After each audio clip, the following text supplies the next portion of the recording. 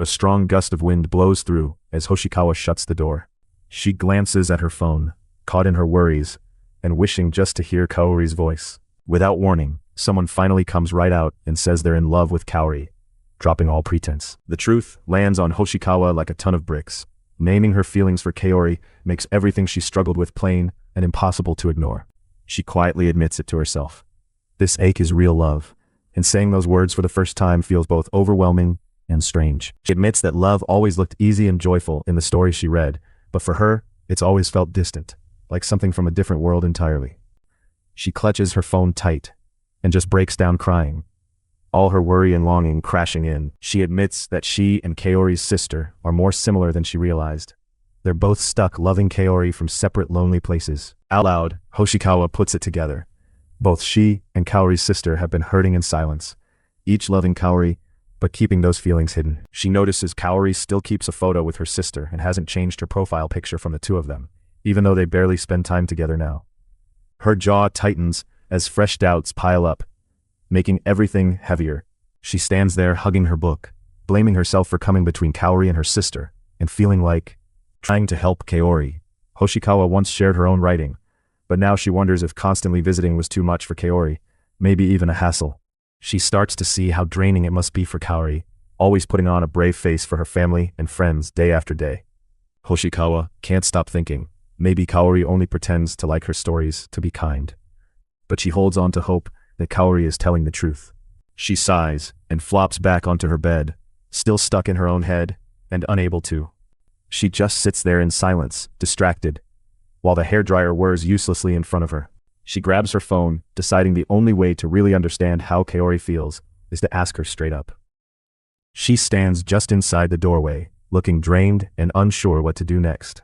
The TV blares the latest typhoon alerts while Hoshikawa absent-mindedly mentions she's done bathing, but her thoughts are clearly a million miles away. Storm warnings say everyone should stay safe until tomorrow night, so any plans, including seeing Kaori, are now on hold. Kaori quietly repeats the word typhoon, then softly calls out Shizuku's name, missing her in the storm. A woman asks if Hoshikawa is still planning to visit Kaori, warning her the trains probably won't run because of the storm. She freezes in place, caught off guard as her plans to see Kaori suddenly hit a wall. She just sits there, silent and lost in thought, looking like she can't move past her doubts. Forcing a tiny smile, Hoshikawa agrees to stay home tomorrow, but it's obvious she wished things were different. She lies on her bed, restlessly scrolling through her phone, unable to stop thinking about Kaori. Just as Hoshikawa stares at her phone, a message comes in and snaps her out of her. She stares at Kaori's message on her phone, seeing that their plans are cancelled because of the. Kaori texts back right away, saying she doesn't want Hoshikawa getting caught out in the storm. Hoshikawa sighs, because Kaori always worries about others before herself. No matter how much Hoshikawa cares, she feels helpless to help someone so selfless. She drops onto her bed and goes quiet, feeling completely worn out. It hits her that this is the first time she's ever told Kaori she won't visit, and the silence only makes the disappointment sting more. Hoshikawa hugs her pillow and stares at her phone, quietly repeating that there's no Kaori tomorrow. She wishes she could at least call and hear Kaori's voice, as even a short chat might take away some of this emptiness. The glow from Hoshikawa's phone shows it's late, but she can't fall asleep. Hoshikawa stares at her phone and tries to talk herself out of reaching out, telling herself there's no real reason to message Kaori this late. Reading Kaori's kind message, Hoshikawa debates whether she can ask to call. Her need to connect pushes against the fear she'll be annoying. She just lets out a breath and stares at her phone, stuck in her own worry. She wonders if she's always second-guessed herself this much, completely tangled up in doubt. Still silent, Hoshikawa lies on her bed, her eyes fixed on her phone. She pulls her knees up, scrolling through her phone while rain taps against the window. Kaori wraps up the chat by saying goodbye, and Hoshikawa quickly asks if maybe they can talk again tomorrow, whenever Kaori feels up for it. Right after sending it, she realizes she might have rushed, worrying she sounded weird. Hoshikawa panics when her red receipt lights up immediately. Suddenly she's caught up in worry, afraid she's bothering Kaori, or that Kaori can't call from the hospital. But then Kaori replies fast and agrees to the call, instantly easing Hoshikawa's nerves. Relief washes over her. She clutches her phone and blushes, finally able to breathe again. Kaori flops back on her bed, glancing at her phone, just as a message notification lights up. She sends another text, saying thanks for asking, and that she's glad. Hoshikawa feels that real gratitude, and the moment warms her up inside. She flops back onto her bed, totally stunned and blushing after what just slipped out. Her heart pounds as she grips her phone, barely able to say a shaky word to herself. She squeezes her phone, annoyed at how flustered she's gotten over just a single text. Even if it's nothing special, she can't calm down. Heat rushes to her face, and she blushes even harder. Another message pops up, making Hoshikawa jump as she's still scrambling for the right words. Kaori sits quietly on her bed, staring down at her phone as she waits for Hoshikawa's next. Rain keeps pounding outside as Kaori stands there anxiously fidgeting with her phone, hesitating to reply. She nervously fidgets, realizing it's not her first call with Kaori, but it's definitely the first time she's sat waiting, feeling all this pressure. Her phone lights up again. Kaori messages to say she can call anytime, which helps take the tension off a little. She gets flustered, warmth spreading on her face after reading Kaori's message. She hesitates, then finally presses the button to call. She sits up, clutching her phone, feeling her heart pound while she waits for Kaori to pick up. The pressure of the moment just makes her more tense. She's heart pounds as she suddenly hears Kaori's voice on the phone. Her cheerful greeting pushes the conversation forward, and Hoshikawa feels the call finally become real. Trying to say good morning back, Hoshikawa fumbles her words, and can't hide how jumpy she is. Kaori talks about how loud and scary the typhoon is, but Hoshikawa has been so nervous about the call that she barely notices the storm outside. She feels extra awkward holding the phone, even though she and Kaori have called each other before. She's brain slips out the truth that she's in love with Kaori. Kaori switches topics and asks about the book she wanted. Hoshikawa latches onto the change, saying she'll bring it tomorrow, and feeling relieved the focus is elsewhere. Hoshikawa brings up Shio being shy, and the talk shifts there for a moment. Kaori wants to know if Hoshikawa actually managed to talk to Shio, but Hoshikawa says it wasn't really talking. It felt more like a clash than a conversation. She remembers Shio as a clingy but good kid, and tries to explain she's just super shy, hoping Hoshikawa will understand. Kaori admits she wasn't just shy as a kid, she actually kind of hated it, which makes Hoshikawa. She hears the word shy and quietly repeats it to herself, still thinking about what it meant. Kaori tells her that Shio said Hoshikawa seemed nice, and that she didn't need to worry, which Hoshikawa honestly didn't expect to hear. Hoshikawa's surprised. She always thought Shio disliked her, so this nice comment catches her off guard. Kaori jokes that Hoshikawa and Shio could get along if they actually tried talking, but Hoshikawa is doubtful that would work. Hoshikawa wonders if Kaori's teasing, but Kaori sounds serious about what Shio said. She hears Kaori start coughing over the phone, and immediately asks if she's okay, caught off guard. Kaori quickly tries to brush off her coughing fit, so Hoshikawa won't worry, insisting she's fine, and actually wants to keep talking instead of ending the call. Relieved, Hoshikawa agrees and is happy to stay on the call with Kaori a while longer. In her head, Hoshikawa worries about Kaori pushing herself, and doesn't want to be a burden. Even though Kaori always says being together makes her happy, Hoshikawa wishes she could actually do something more, anything at all, to help. Hoshikawa asks if there's anything else Kaori needs from her. Kaori actually stops to think about it, taking her question seriously. Kaori finally says she'd love it if Hoshikawa could get more books, like before. Hoshikawa had hoped Kaori wanted something a bit deeper, but agrees anyway. Right in the middle of their call, Kaori suddenly brings up the idea of matching promise rings, which totally surprises Hoshikawa and leaves her not sure how to react. Kaori laughs and admits she's only joking to see if Hoshikawa would fall for it, but Hoshikawa gets flustered and asks her to quit messing around. As Kaori listens, she thinks Hoshikawa could never be selfish. But on the other end, Hoshikawa's frustrated. She can't get Kaori to really open up. She starts to worry she might be the selfish one for hoping Kaori would lean on her more, maybe making things about her own needs instead. She sits quietly in her hospital bed, reading with her water and books close by. Meanwhile, Hoshikawa sits with her phone and finally lets herself relax, still thinking about their talk. Kaori sees a thoughtful message pop up from Hoshikawa, letting her know she can reach out anytime. And that small sign of care makes the night feel a little easier. She suddenly doubles over with a rough coughing fit, clutching her chest as it overwhelms her. She sits up in her hospital bed, drinking water fast and still trying to catch her breath. She lies back on her pillow, still catching her breath after that rough coughing fit. Hoshikawa freezes up outside the shop, gripping her bag and freaking out over what to do next. She scrolls through her phone and sees something that reminds her how expensive promise rings can be, instantly making her doubt she can afford anything decent at all. She walks past the shop, glancing nervously at the display and quietly wondering if promise rings are always this expensive or if she just picked the wrong place. She remembers the last store she checked and realizes she never found any truly cheap rings there either, so her hope starts to slip again. She admits to herself she wouldn't know how to pick a good ring anyway, and even if she could, she just doesn't have the money for it. Thinking back to Kaori, Hoshikawa remembers Kaori said the joke about rings wasn't serious, and now wonders why she even bothered stressing out over ring sizes or gifts. She stands there, staring at her phone, lost in thought about what any of it even means. The wait feels endless, and Hoshikawa mumbles that this whole search for a ring probably just wasted her whole afternoon. Kaori freezes as she starts to recognize what the present really means. We see the hospital front. Then Kaori peeks nervously into the room and quietly calls out, "Not." Hoshikawa glances to the side, remembering Kaori's smile when she first walked into the hospital room. In her mind, she replays how she complained to Kaori about the crazy summer heat. Kaori just joked back that her hospital room is always freezing, thanks to the AC. Kaori had asked about the flowers, and Hoshikawa told her she moved them before the storm hit, making Kaori genuinely happy and wanting to see the photos. As Hoshikawa hands over the present, her mind flickers with that awkward thought. Funny, isn't it, how something Kaori blurts out how excited she is, teasing that even though Hoshikawa only visited yesterday, her nerves make it feel like ages have passed. The memory has Hoshikawa frozen again, every feeling rushing up like she can't control it. Kaori had smiled and said she really missed just being able to share small things together, showing Hoshikawa that closeness went both ways. She even laughed about it, saying it's funny to feel this giddy since they'd only spoken on the phone yesterday. She freezes mid-sentence, her eyes going wide as something on her phone suddenly catches her off guard.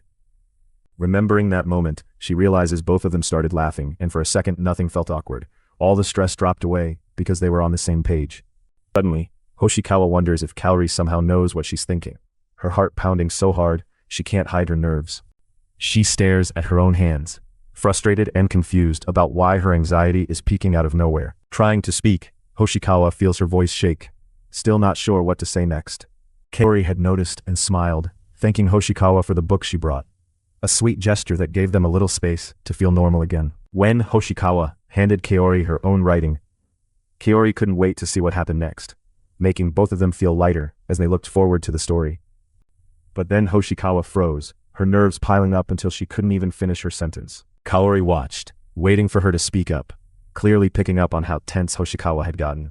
Now, riding the elevator, Hoshikawa silently debates if she should actually share what's on her mind, afraid saying it out loud might mess everything up. She stands frozen, her face hot and her voice stuck, as she struggles to speak. She pauses and tilts her head, waiting for Hoshikawa to finish what she was about to say. Unable to get the words out, Hoshikawa just goes quiet, looking down and even more embarrassed. As Hoshikawa nervously digs through her bag, Kaori perks up, wondering what her friend is reaching for. She finally manages to say she brought something, her hands shaking as she hands Kaori a small package. Even though she's nervous, she wants Kaori to have it. She looks up, surprised and a little unsure what's going on. She asks what it is, clearly shocked when she learns it's a present. Kaori can barely hide her surprise as she realizes it's for her. Trying to act casual, Hoshikawa insists it's not a big deal, but she admits she really wants Kaori to have it, her embarrassment obvious. Hoshikawa glances over, worried she's said too much, or if it's okay to keep talking. Kaori lights up and asks if Hoshikawa is really sure she wants to give her the present. She's already excited, barely able to wait before opening it. The look on Hoshikawa's face shows relief when Kaori calls her the best for giving such a thoughtful gift. Kaori looks eager as she asks if it's okay to open the present now. Hoshikawa nods, letting her go for it. She admires the cute wrapping, while Hoshikawa watches nervously, held in suspense, for Kaori's reaction. She pauses, gripping the wrapping, caught off guard by what she finds inside. Her eyes go wide when she pulls a plaid bow headband from the wrapping, clearly loving how cute it is. Just to be sure, Kaori checks if she can really keep it. Hoshikawa admits she picked it because she knows how much Kaori likes to style her hair. She stumbles over her words, finally admitting she thought the headband would suit Kaori.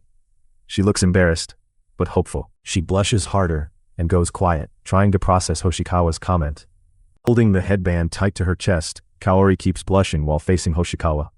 Kaori puts the headband on right away, still red-faced, then gives Hoshikawa a shy smile to see if it looks right. Hoshikawa, still flustered, nods and says it looks good, making Kaori giggle and feel more at ease with the gift. Calling it her new favorite, Kaori hugs the bow and beams, happy to have something that means so much to her now. Kaori says the ribbon is great, and Hoshikawa finally lets out a relieved smile, glad the gift was a hit. She sits quietly on the hospital bed, gripping Hoshikawa's notebook. Both girls are visibly flustered, each trying to play it cool, while their hearts race from the moment they just shared. She wonders to herself what would happen if she actually confessed her feelings and told Kaori how she really felt. Kaori looks up, cheeks still red, quietly starting to question her own feelings too. She tries to reassure herself that Kaori probably doesn't dislike her, since they've got this whole pretend dating thing going on, but doubts still creep in. She glances down, quietly daring to hope that Kaori might actually share her feelings. She has no idea what Kaori is thinking right now. She really wishes she could tell what's on her friend's mind.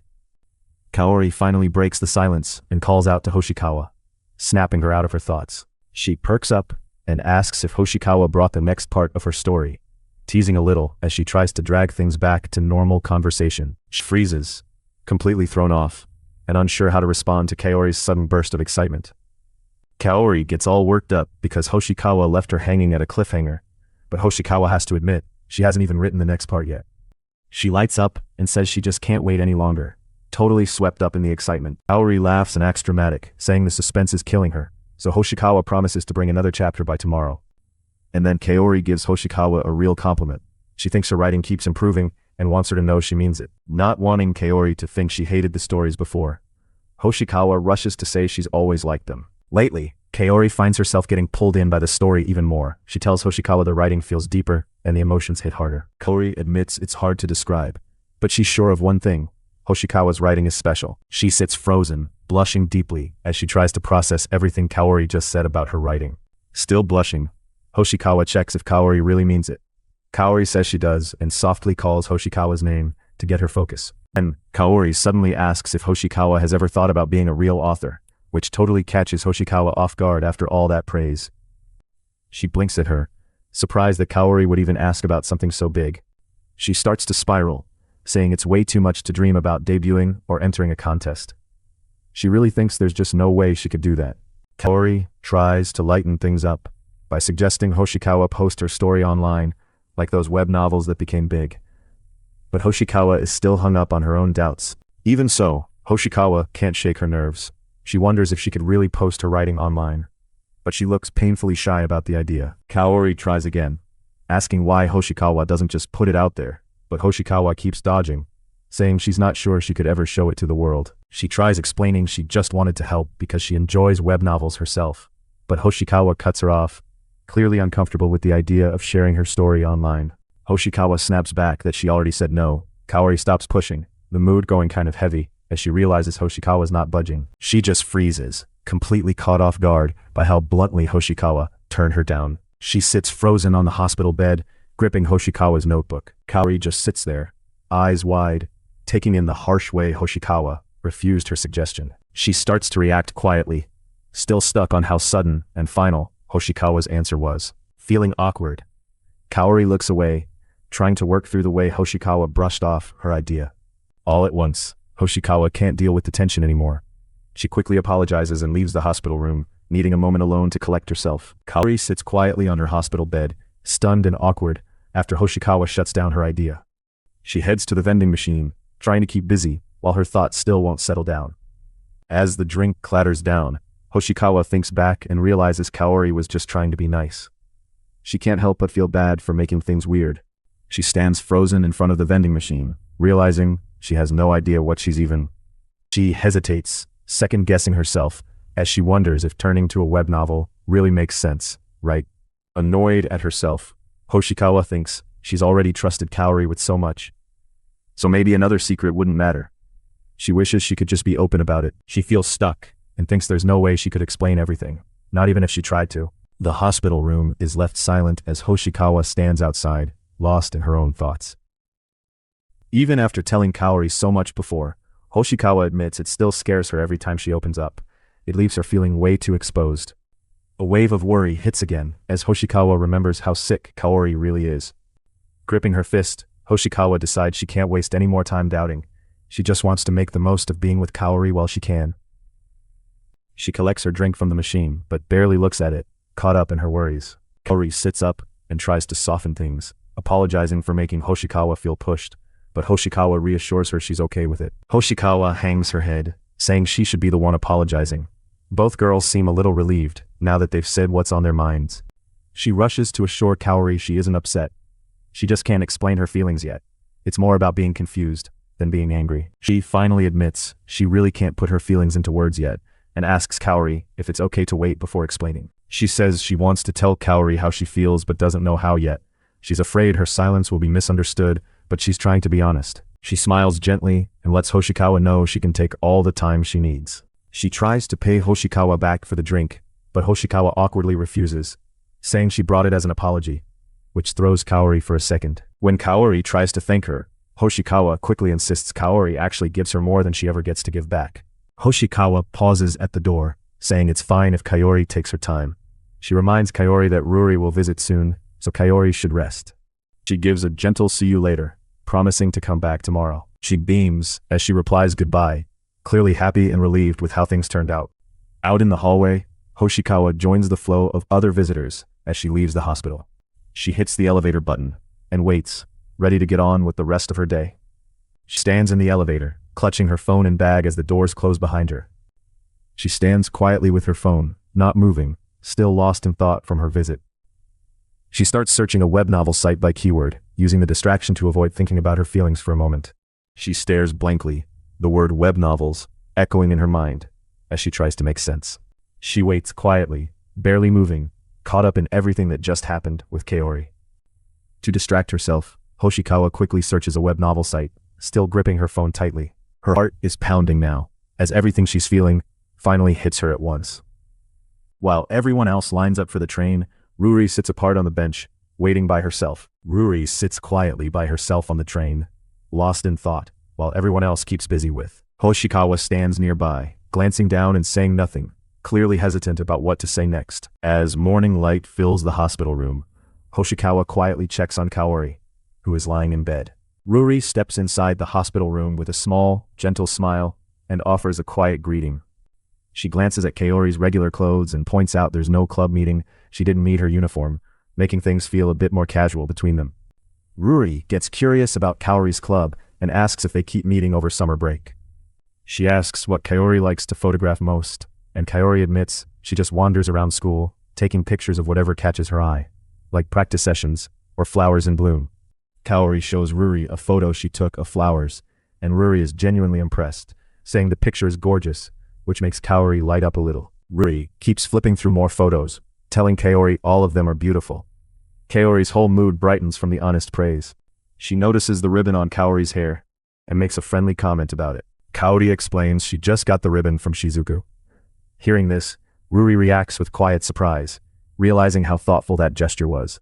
She explains she only mentioned wanting new accessories once, but Shizuku brought her the ribbon anyway, surprising both of them with how caring Shizuku could be. She laughs and says she was only joking about wanting the ribbon, feeling a bit embarrassed but glad Shizuku paid attention. She looks quietly touched, realizing how close Kaori and Shizuku really are. She points out that Kaori truly likes the ribbon, and Kaori smiles and admits it, breaking some of the tension and making them feel more comfortable around each other. She recalls seeing how happy Kaori was about the ribbon before, hinting to Kaori that there's more going on with her feelings than she lets on. She tells Kaori that she seems happiest when she talks about Shizuku. Kaori blushes a little, caught by how obvious her feelings are. Yuri gives a soft grin and quietly joins the others, her mood gentle, as she settles in. She quietly admits she might have been wrong. She quietly admits she really admires Hoshikawa, and even calls her a savior, showing just how much Hoshikawa means to her right now. She freezes at that confession, and stares, surprised by how deeply Kaori feels about Hoshikawa. She suddenly feels awkward for making things so serious, but Kaori tries to play it down and let her know it's not a big deal. Yuri gently reminds Kaori she was asked to come see things for herself, and Kaori gives a small nod, still feeling a little unsure. After a brief pause, Yuri faces Kaori and says Hoshikawa has really changed, letting the truth about their friendship hang in the air. She lights up and quickly agrees, looking surprised but kind of excited to be included. She admits she used to find Hoshikawa kind of scary, showing everyone just how much her impression of her has shifted during this visit. She lowers her gaze and wrestles with her thoughts, realizing she misread Hoshikawa until now. She admits she hasn't really seen the real Hoshikawa for a long time, and realizes she was hanging on to old memories instead of noticing how much Hoshikawa actually changed. She quietly says she never expected Hoshikawa to visit Kaori or bring her anything, and it's only now sinking in just how much Hoshikawa really cares. Yuri quietly tells Kaori she wants to help her too. Not just Hoshikawa. She says she hadn't heard from Kaori in ages, and after hearing from her about Shizuku, started to worry that maybe Kaori had changed a lot too. Kaori looks up, surprised as Yuri calmly points out that she never forgot about her. Yuri tells Kaori she always seemed like the same kind person, but it felt weird seeing her so close with Hoshikawa. Watching them together makes Yuri realize just how different things are now. She trails off and apologizes, admitting she's rambling and struggling to get her real feelings out. She finally says out loud that she's been holding herself back, clinging to how things used to be, and now she wonders if not letting go is what's stopping her from moving forward. She questions if she might be the one who's actually wrong, feeling confused about what to do. Kaori gently reassures her that it's not her fault, and she shouldn't put all the blame on herself. She makes it clear that Yuri isn't the bad one in this, repeating that she's not in the wrong at all. Kaori says she doesn't want Yuri to feel guilty or misunderstood, and apologizes if it sounded like she did. Yuri brings up the past, pointing out that someone once hurt Kaori badly, and she quietly wonders if Kaori can really forgive all that. She admits the person who hurt her has changed, and she's not like before, but things can't go back to how they were. Yuri explains that Kaori doesn't have to forgive anyone just because they changed, and she shouldn't feel forced to do it. She freezes, looking worried and unsure, after Kaori tries to brush off the coughing fit. She sits quietly for a moment, her face calmer as she listens and takes it all in. She adds that Yuri already knows she's not required to forgive anyone, and doesn't need anyone to give her permission. Kaori says she mainly wanted Yuri to see things with her own eyes, but she makes it clear she's not trying to pressure her. She sits there in silence, trying to process what Kaori just said. Kaori gently leans forward, watching Yuri and leaving space for her to respond. She says that if Yuri wants to try making things right or reconnecting, she'll do her best to help, but only if that's what Yuri wants. She falters, looking lost as she struggles to find the right words. She puts her hand on a book and says what she really wants is for Yuri and the other person to live without feeling stuck in the past. She adds she wants to help while she still can, admitting that her time might be running short. She looks down and hesitates, shaken by Kaori's words and thinking them over. Suddenly, Kaori starts coughing hard, and Yuri quickly turns to her, clearly worried. Kaori struggles to breathe as she covers her mouth, while Yuri stands up alarmed, watching her friend's coughing fit drag on. She tries to brush off her coughing fit, saying she just choked a little, and insists she's okay, but she's still out of breath and doesn't look steady. She calls out Kaori's name, worried and obviously not convinced that things are fine. She tells Yuri not to worry so much about her, or even Hoshikawa, saying they'll both manage, pushing Yuri to focus on taking care of herself. But Yuri still holds her ground, saying that Kaori's struggles are exactly why she wants to do something, and she feels she needs to help. She sits hunched on the hospital bed and admits the doctors already warned her she might never leave. She tries to hide her face, heavy with that reality. She freezes, and tears well up as she tries to process what Kaori just revealed. Kaori blurts out that she only gets one night to go outside, so if Yuri wants to help, it needs to happen during that one night. She nervously says Kaori shouldn't spend her one night out on them, begging her to use that short time for her own wishes. She answers that she's doing this because she wants to, not out of duty, but because choosing to help is what matters to her. She gets more honest and says helping Yuri actually makes her feel better too. Kaori wants this for her own sake, not just as a favor. She gently shifts the topic and asks Yuri what she'd like to do next. She, smiling more now, admits she's never been this glad just to be there at all. She wants these moments to count, and Yuri quietly takes that in, caught between her sadness and a little hope. She looks down and tells Kaori not to waste tears on her. She fights to keep her voice steady, not wanting to break down. She tries to reassure Yuri with a soft smile, even though the mood still feels heavy. Instead of picking a place herself, Kaori asks if Yuri will choose somewhere for them to go, shifting the choice back to her. Yuri suggests going to the beach, but quickly points out it's too cold for swimming right now. She tries to lighten things up by asking if, wherever they go, they could take a bunch of photos together so they won't forget this day. Kaori stands by the door, pausing to steady herself before heading out. She quietly agrees and whispers okay, trying to keep her own nerves in check. She tries a bite of food or a treat and lights up, saying how good it tastes. Even small moments like this mean a lot. She gets excited, talking about looking forward to whatever comes next, while Hoshikawa quietly says thanks, showing how their bond is growing. She perks up and wonders aloud how their story will finish, admitting she's honestly excited to find out. She thinks to herself that deep down, she already knows how stories are supposed to go. Kaori checks if Hoshikawa wants her to finish the story, and Hoshikawa jumps in right away, eager to hear the ending together. She laughs, saying every good story needs an ending, hinting that it wouldn't feel right to just stop without one. Hoshikawa nods and quietly agrees, trying to keep things light even as the room gets quieter. Kaori stands at the door, quietly realizing Hoshikawa is right. Every story has to end, even theirs. She pauses mid-step, still wishing she could hold on and not let things end.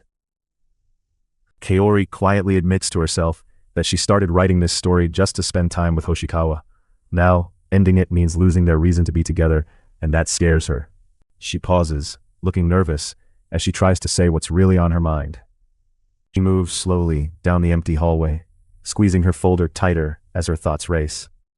She clutches her shirt, caught between wanting to move forward and not wanting things to change. She stares down, taking a shaky breath as she tries to hold back everything she's feeling.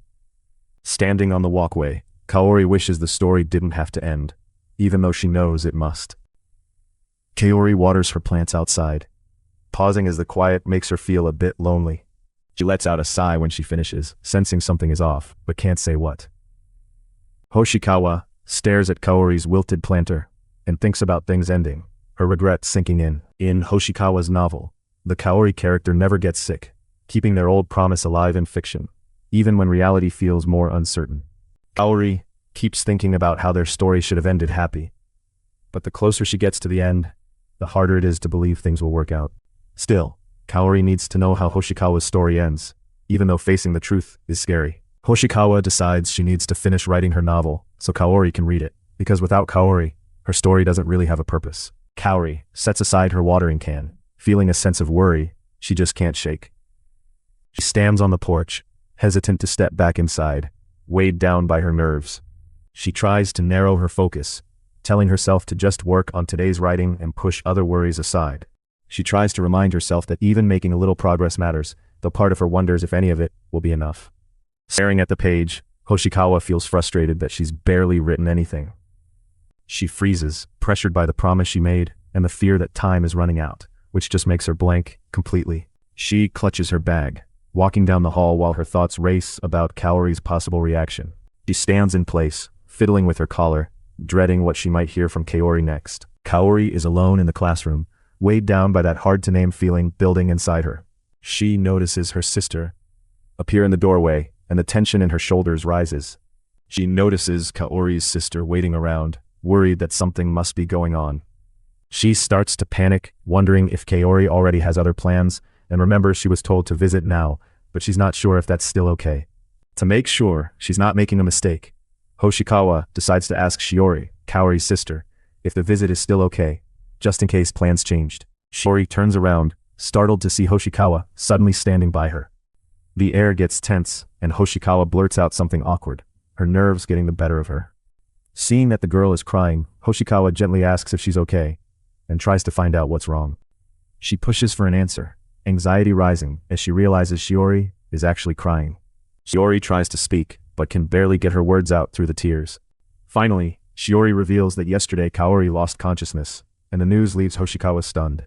The shock hits Hoshikawa hard as she stands there, heart pounding with fear for Kaori. Hoshikawa sits frozen with her head in her hands, thinking about how Kaori lost consciousness, and still, Shiori breaks down and admits she doesn't know what to do, feeling completely lost about how to help Kaori, now that the situation is getting worse. She stays stuck on the stairs, too overwhelmed to take another step or say a word. She grabs Shiori's shaking hand for support, but panic sinks in as she faces the terrifying thought of Kaori not waking up, and wonders what anyone can do if that happens.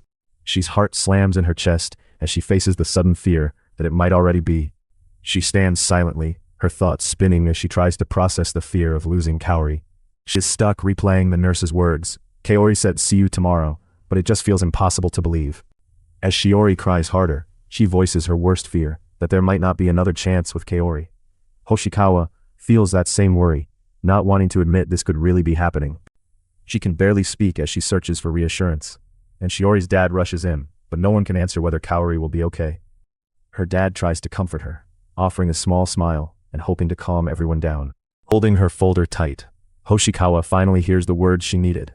Kaori has woken up, and relief washes over her as the tension eases, at least for now. She lets out a shaky breath, feeling a wave of relief that Kaori pulled through. Hoshikawa bows and introduces herself as Kaori's friend, and Kaori's dad thanks her for caring so much and visiting often. Kaori's dad gently asks Hoshikawa to come back another time, since Kaori isn't ready for visitors yet, leaving Hoshikawa frustrated after all that worry. She struggles to find the right words, but Kaori's dad promises he'll let Kaori know she was here. There's nothing else Hoshikawa can do today. Standing at the bus stop, Hoshikawa waits alone, still holding her folder and feeling lost. Hoshikawa thinks back to how Kaori seemed fine and even stayed up texting not long ago. Now that moment feels so far away. She tries to keep her emotions together, but has to fight back tears and regret. More doubt creeps in as Hoshikawa worries if she was just hoping for a miracle all along. She realizes she always assumed there'd be another day with Kaori, but now the thought of never getting that chance is hitting her for real. Still standing by herself, the regret and worry feel heavier than ever. She wishes she hadn't held back all those things she wanted to say and do with Kaori, feeling let down by all the chances she missed. She's stuck again, unable to push past the pain of not acting sooner. Hoshikawa keeps picturing Kaori's everyday laughter and smiles, and it messes with her head. She tried to believe Kaori's illness wasn't so bad, thinking if Kaori could still smile, maybe things would work out fine. She kept telling herself as long as Kaori smiled, those happy days would just keep coming. Even while sitting together in the hospital, Hoshikawa clung to the hope that nothing major would change. But now, she worries if there might not be another tomorrow for them. No matter how hard she tries, Hoshikawa can't stop thinking about what it would be like to lose Kaori and face the future alone. She starts to spiral, obsessing over whether she'll ever get another chance to see Kaori, and how little time could really be left. She hides her face in her hands, feeling lost and questioning every choice she's made. She sits frozen in place, completely held back by worry and unable to move forward. She crouches down on the floor, completely overwhelmed after holding it together for so long. Night falls over Hoshikawa's house, while she can't stop replaying old regrets in her head. The time on the clock has ticked past 11 p.m. She curls up in bed, clutching her phone, but unable to send a single message. She just stares into the dark, wide awake and trapped by fear for Kaori. Suddenly, her phone goes off and pulls her out of her anxious zone. Hoshikawa looks at her phone and sees Kaori finally messaged, not just once, but 2 texts in a row. She relaxes a little, some of the tension fading as she takes in Kaori's messages. Sitting up straighter, Hoshikawa grips her phone tighter and feels hope bubbling up again. Kaori admits she couldn't tell Hoshikawa sooner and thanks her for showing up today. She promises visits will be allowed soon and says she'll be there waiting, which finally gives Hoshikawa real reassurance. She just stares at her ringing phone for a long second, not sure what to do next. She stands up from bed, trying to put her fear aside for Kaori's sake. She figures out the only thing she can do right now is to write to Kaori, so she shifts all her energy to that. She sits at her desk, forcing herself to write something honest for Kaori, even though the stress is piling up. Her hand stops for a second, hesitating over the page. She keeps writing, even though her hand is shaky and sweat gathers on her brow.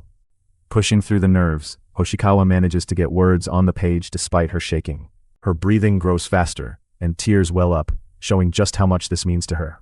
Writing, Hoshikawa drifts into a world where she and Kaori are arguing again but always making up.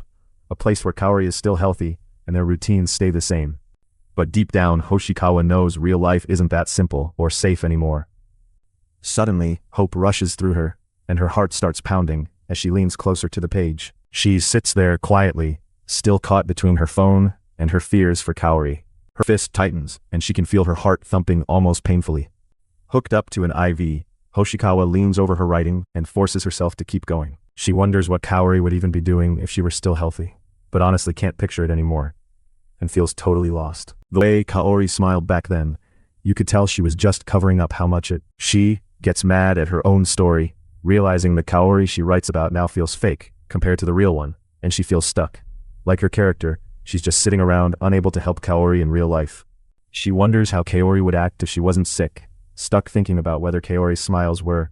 She's anxiety hits hard as she reminds herself she has to write no matter what, since Kaori is counting on her and wants to see it. Her hand trembles as she grips the pencil, stress making it even harder to focus on writing. After hesitating for a while, she finally puts pencil to paper and forces herself to start writing. The clock hits 5:04. Hoshikawa is still stuck waiting for something to finally break the silence. She suddenly snaps awake and realizes it's way later than she thought, which just builds her. She groans, feeling even more stuck and frustrated because the words just aren't coming. She stares at her empty page, stuck, because the words just won't come. Her phone buzzes with a message from Kaori, who says she's not coming over today, but might visit tomorrow, leaving Hoshikawa sitting there alone and unsettled. She slumps at her desk, lost in thought as the clock crawls through the afternoon. She slumps over her desk in frustration, totally stuck, as the afternoon drags on. The clock keeps ticking past 1 in the afternoon. She stares down at her blank page, panicking because her mind's stuck, and the words just won't. Suddenly, she's jolted out of her daze by something unexpected at her desk. Her phone lights up with a call from Kaori, snapping Hoshikawa out of her stuck feeling. She sits up quick, caught off guard, and immediately answers the phone. She hesitates, staring at her phone, already feeling overwhelmed before she can speak. Hands shaking, she finally answers Kaori's call, tapping the screen while trying to calm down. She says hello quietly, and right away, Kaori's voice reaches out, using her name. She asks if Hoshikawa isn't going to visit anymore, her voice small but clearly hurt. The question makes Hoshikawa realize it's not just a missed visit. Kaori really thinks she's been left behind, and that cuts deep. She freezes, wide-eyed and speechless, still processing Kaori's words. She blurts out that Kaori has it all wrong, she never planned to stop visiting, but she can't say it clearly, and starts to trip over her own words. She stammers and falls silent, struggling to get any more words out. She tries to explain herself, admitting she really does want to go see Kaori, but the words get stuck again, and she squeezes her fist in frustration. She's hand shakes as she tries to keep her voice steady, showing how nervous she is for. Even steeling herself, she finally admits the truth. She just can't do it right now, and she feels ashamed for letting Kaori down. Still clutching the phone at her desk, Hoshikawa softly confesses she can't write her novel anymore, her confidence is gone, and saying it out loud hurts. Hoshikawa holds the phone to her face, completely frozen, not able to answer right away. She admits she broke her promise about always having something new for Kaori to read, sounding ashamed that she let Kaori down. Kaori tries to remind Hoshikawa how much those updates meant, but Hoshikawa just says she can't keep writing right now, and her regret comes through in every word. Neither of them knows what to say, and the conversation stalls in embarrassed silence. Hoshikawa figures it was her own idea to write for Kaori, so not finishing feels like her mistake, and she starts to feel like she's failed Kaori completely. Clutching the phone tighter, Hoshikawa still can't get herself to say what she's feeling. She leans over her desk, realizing in shock that Kaori hasn't been writing because of something much. She uses Hoshikawa's first name, finally breaking the tension between them. She finally tells her the honest truth. She just wants Hoshikawa to visit, no matter what, even if there's no new writing. She admits she's scared she won't get to see Hoshikawa again before it's too late, and for the first time, Hoshikawa realizes Kaori just wants her to be there, not to write. The pause after Kaori admits her fear is thick. Hoshikawa finally understands what's really at stake. Everything crashes down at once. Hoshikawa sobs into the phone, wanting more than anything to fix what she missed.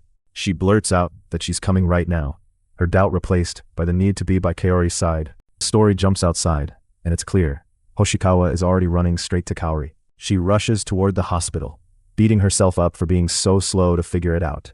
While running, Hoshikawa realizes that missing her visits made things way worse for Kaori, and now the regret really stings.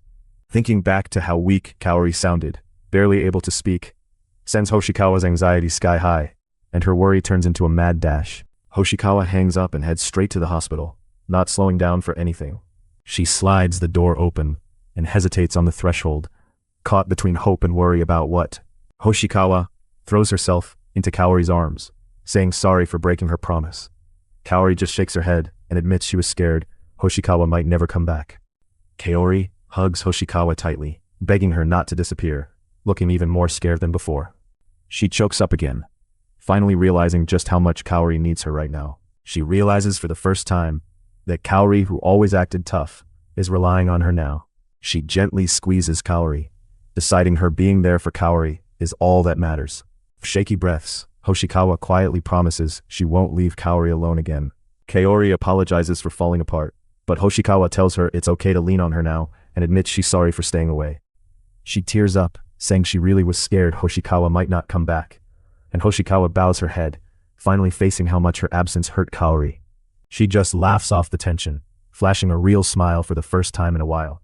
She tries to shift the mood, asking Hoshikawa to change the subject to something light, instead of focusing on all the hard stuff. Kaori finally lets herself smile as she tells Hoshikawa that soon she'll actually be allowed to go outside again, hoping this will ease the tension. She just stares in shock, totally thrown off by what Hoshikawa suggested. Her head is spinning as she tries to make sense of Kaori talking about going outside, when she explains her doctors want her to get some fresh air, sounding like maybe her condition's steady enough for a break from hospital life. She tries for a laugh, blaming the hospital air for making her feel worse, but Hoshikawa just listens quietly, still worried, even though things seem to be getting better. But Hoshikawa can't stop worrying if going outside is really safe, or if it's just wishful thinking. She swallows hard, trying to hide how scared she is for Kaori's health. Kaori speaks up, saying she wants to go wherever Hoshikawa does, maybe even the beach, making it a real promise for them to face the next steps together. Hoshikawa stands there with her phone, still wrestling with the idea of messaging Kaori. Even after everything they've been through, just thinking about reaching out still makes her anxious. She turns toward Yuri and quietly acknowledges her, looking unsure of what to say next. Yuri tells Hoshikawa she doesn't have to force herself or agree if she's not ready, and Hoshikawa quietly agrees, still looking unsure about what to do next. She admits that she might be asking Hoshikawa for something selfish, but she just really wants to understand who Hoshikawa is now. Her honesty puts the pressure back on Hoshikawa to respond, and offers a chance for real connection, instead of just polite small talk. She finally tries to speak up, but the words catch in her throat. She turns it over in her head and admits to herself that maybe, if she actually tries to get to know Yuri, it won't feel so terrifying anymore. Hoshikawa calls out to Yuri, remembering how Kaori wanted them both to actually live, instead of holding. On the train, Hoshikawa looks at Yuri, but still can't get her feelings out. She glances at Yuri and feels the weight of Kaori's advice. Hoshikawa doesn't want to waste the chance Kaori gave her to keep moving forward. A memory flashes by of Kaori holding Hoshikawa close, reminding Hoshikawa what she's trying to protect, and why any of this matters. She grips her bag tighter, still biting back the real words she wants to share with Yuri. A crumpled notebook page falls past someone's dark sleeve, like a memory slipping away right in front.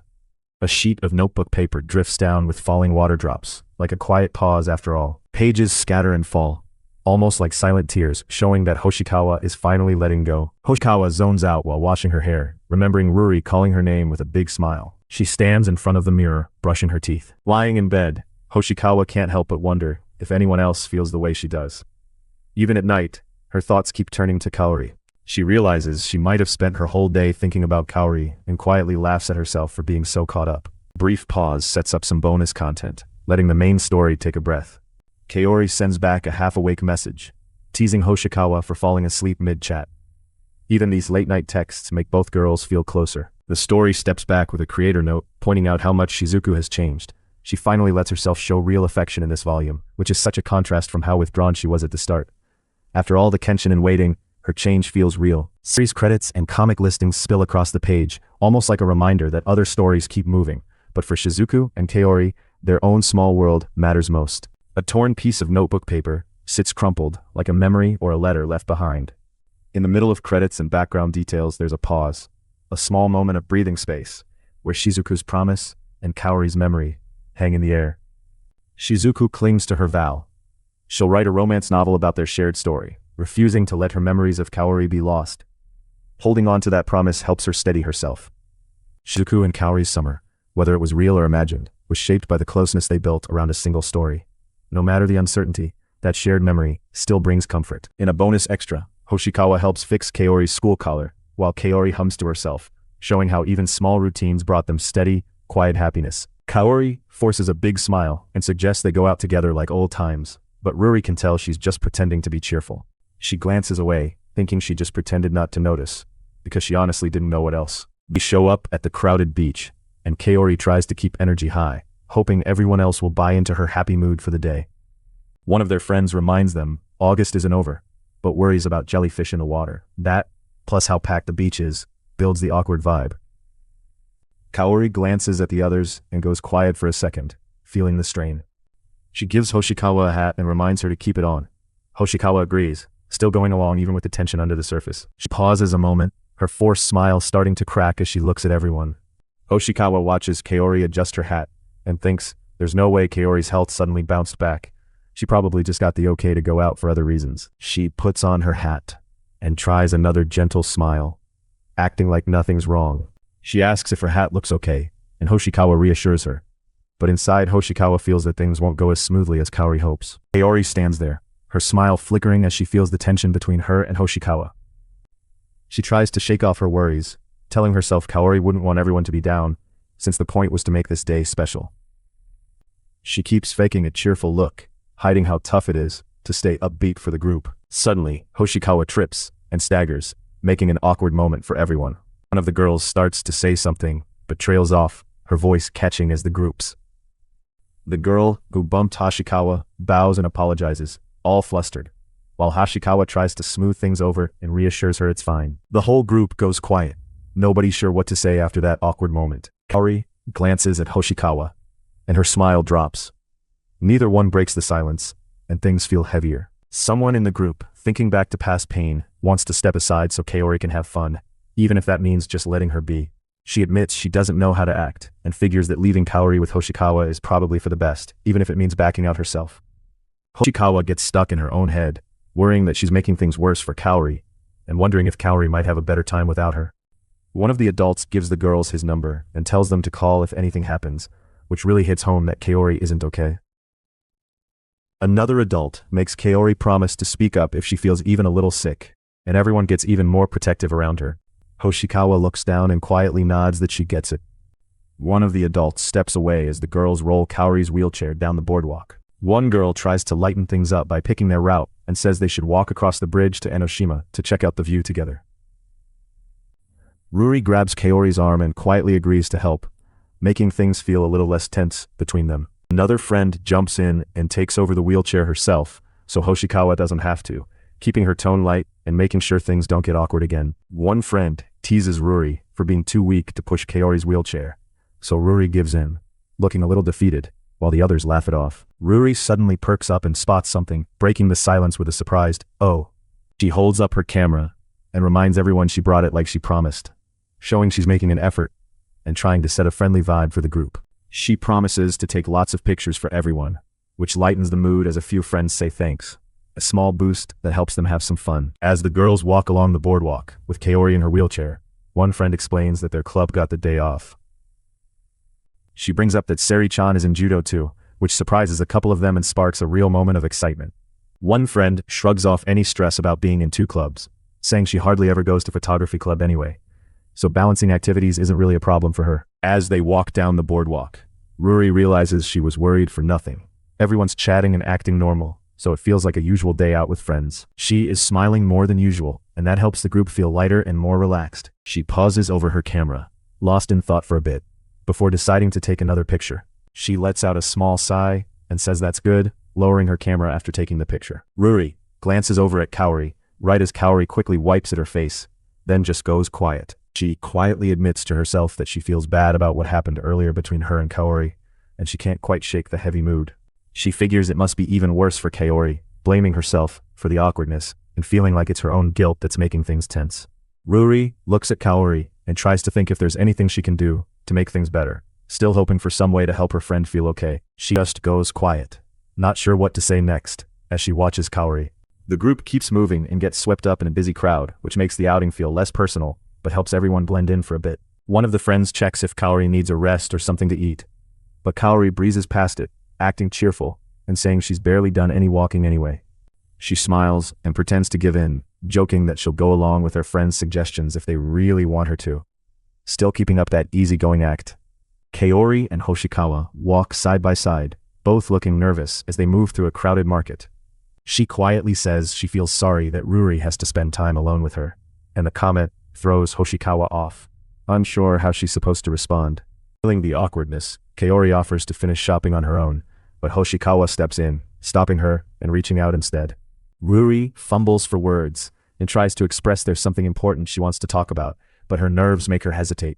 Kaori glances up, unsure if she should press the issue or wait for Yuri. Yuri looks away, lost for words, and the silence between them drags on. She looks up at Shizuku, still fidgeting, as they pause together outside under the trees. She wonders what Hoshikawa really wants to discuss, but can't bring herself to ask directly. She nervously fidgets with her bag and keeps her gaze down, trying to hold in her feelings. Yuri finally admits out loud that she's always been afraid of Shizuku, letting that worry slip through. She shares how she always felt blamed and says it hurts when people assume she's angry if Shizuku talks to her, leaving her even more anxious. Hoshikawa instantly apologizes and realizes her words left a real scar. The two are quiet, as both their vulnerabilities show. She remembers trying to get past it, but says thoughts from that day kept repeating, making it hard to feel normal again. She admits the past still sits with her like a weight, and even now she struggles just to get the words out. Even as Hoshikawa apologizes again, she knows they can't just erase what happened and go back to how things were. The regret stays with both of them. Yuri finally says what really matters now is figuring out who Hoshikawa is. She admits she's genuinely curious about her, and that seems to catch Hoshikawa off guard and ease the tension a little. She quietly says she was honestly scared of Hoshikawa for a long time, but hints she wants to give things another try. She adds that she doesn't think Shizuku is a bad person now, and isn't sure if that's because of luck or something else. Yuri stands fidgeting and admits the Shizuku she sees today is very different from how she remembered her. She says she wondered about Hoshikawa for years, and now asks how often she's had to rethink everything she wrote in her letter, after all the changes. She gets thrown off when asked if Kaori made her start this conversation, and she can't answer right away. Yuri quickly says nobody forced her to be here. Even though Kaori was part of her reason, it was her own choice to come. She finally blurts out that facing all of this is mainly for herself, not just for Kaori or Hoshikawa. Yuri admits she always felt uneasy because of things Shizuku said and did in the past. She hoped getting to know her better would finally help her deal with it. After everything, Yuri asks if they can try to start their relationship over from the beginning. She explains she doesn't need them to be close friends. She would be happy if they could just get along. Yuri says she's still a little uneasy about Shizuku and hasn't forgotten the past, but she's open to moving forward. She says having any kind of relationship, even if it just means greeting each other, would mean a lot to her. Yuri stands by, fidgeting with her bag, clearly struggling to figure out what to say next. After a second, she looks up with a steady gaze, and this time she doesn't seem scared to show what she's feeling. Yuri meets Shizuku's eyes straight on, not hiding anymore, her grip tight on her bag as she works up the nerve to speak. She finally blurts out that what she wants most is to understand Shizuku. And for a second, she looks almost relieved to admit it. Yuri blurts out her feelings and starts apologizing in a panic, but Shizuku answers quickly, saying she wasn't upset, just surprised by how honest Yuri was being. The answer catches Yuri completely off guard, and she's left staring, unsure what to say as she tries to process Shizuku's response. For a moment, Yuri stands in silence, still stunned from what she just heard. Yuri freezes for a second when she hears her name called, not sure what's coming next. Hoshikawa bows her head and apologizes for all the hurt she caused Yuri, admitting those old wounds won't vanish just because they talk now. She doesn't expect forgiveness, but wants Yuri to know she regrets how things went. Both girls realize the past can't be erased, but the important thing is being honest about it now. Shizuku admits she wants to know Yuri better too, and says she'll finally stop pretending around everyone else, choosing to be herself, just like Yuri has been. She nods quietly and agrees they'll give their relationship another try. The tension eases a little as they both start to feel some hope about starting over, looking ahead instead of back. Walking through the market side by side, Yuri and Shizuku feel the distance between them shrinking as their old friendship slowly gets rebuilt. They spot each other at an outdoor cafe, and Shizuku thinks maybe, just maybe, there's a real chance to start again with Yuri. Shizuku remembers the day she apologized to Yuri with a letter, knowing it actually meant something. That moment was the beginning of this new start for them. One girl hands over a drink and gets a quiet thanks, just trying to smooth things out. Kaori's surprised when Hoshikawa thanks her by name. Yuri looks down and quietly admits she doesn't really do anything special for Kaori. She finally shares that she used to hate herself for a long time, and this is the first time she's let herself say it out loud. Yuri looks over with a gentle smile and quietly calls her a liar, finally letting a bit. The view lingers on the quiet walkway as everyone pauses, letting Yuri catch her breath before as they walk by the water. Yuri finally admits she used to think being alone would keep others from getting hurt, but now she's not so sure. Yuri explains her whole outlook changed because Kaori was around. She's realizing things only feel different now, thanks to Kaori's support. Moved by it all, Yuri quietly admits every small step forward has really happened because Kaori stayed by her side. Kaori looks up, surprised by this confession, clearly unsure how to respond. She stays quiet, but her face shows all the emotions she's holding in about Kaori. She gently asks if something is bothering Yuri, sensing she's holding something back. She finally shakes her head and says it's nothing, but Hoshikawa stands close, still quietly worried. She thinks about how all she really wants is to support Kaori and help make all her wishes come true for as long as she can. One of the girls comes over to remind Kaori that it's time to head back, so everyone gathers around and starts preparing to leave. Hoshikawa gently suggests walking ahead with Yuri, trying to help her open up. Yuri goes with her, clearly unsure what to say but not pushing back. She just smiles and tells Yuri not to worry, saying there's still lots of time left today, which catches Yuri off guard for a second. Hoshikawa quietly tells Yuri she trusts her to look after Kaori now, putting real responsibility in Yuri's hands. Yuri feels the weight of it and nods, knowing this matters. One of the girls suggests they should split up here. Hoshikawa checks in with Kaori about whether she enjoyed herself. Kaori immediately reassures everyone she had a good time. A friend promises to send Kaori a photo later. Kaori lights up, holding on to the thought of these small new memories and wanting to stay close. Another friend tells Kaori she can always ask for more pictures if she wants. Kaori is surprised, realizing her friends want her to feel included and close all the time. She smiles quietly, moved by how simple kindness can say so much in a moment like this. She looks up, surprised for a moment as Hoshikawa leans in close and quietly makes her suggestion. She says she might actually ask for more photos next time, showing everyone it's okay to want comfort and that she's grateful for their care. Someone calls out Yuri's name, catching her attention. As everyone starts drifting away along the riverside steps, Yuri quietly smiles to herself, lingering on the. Kaori waves goodbye from her wheelchair, while Hoshikawa gets ready to take her home. Hoshikawa leans in over Kaori's wheelchair and just blurts out that they should go on a date. She is startled for a moment by the closeness between them. At the end of the day, Kaori and Hoshikawa share a quiet hug, holding on to each other and hoping the trust between them will last.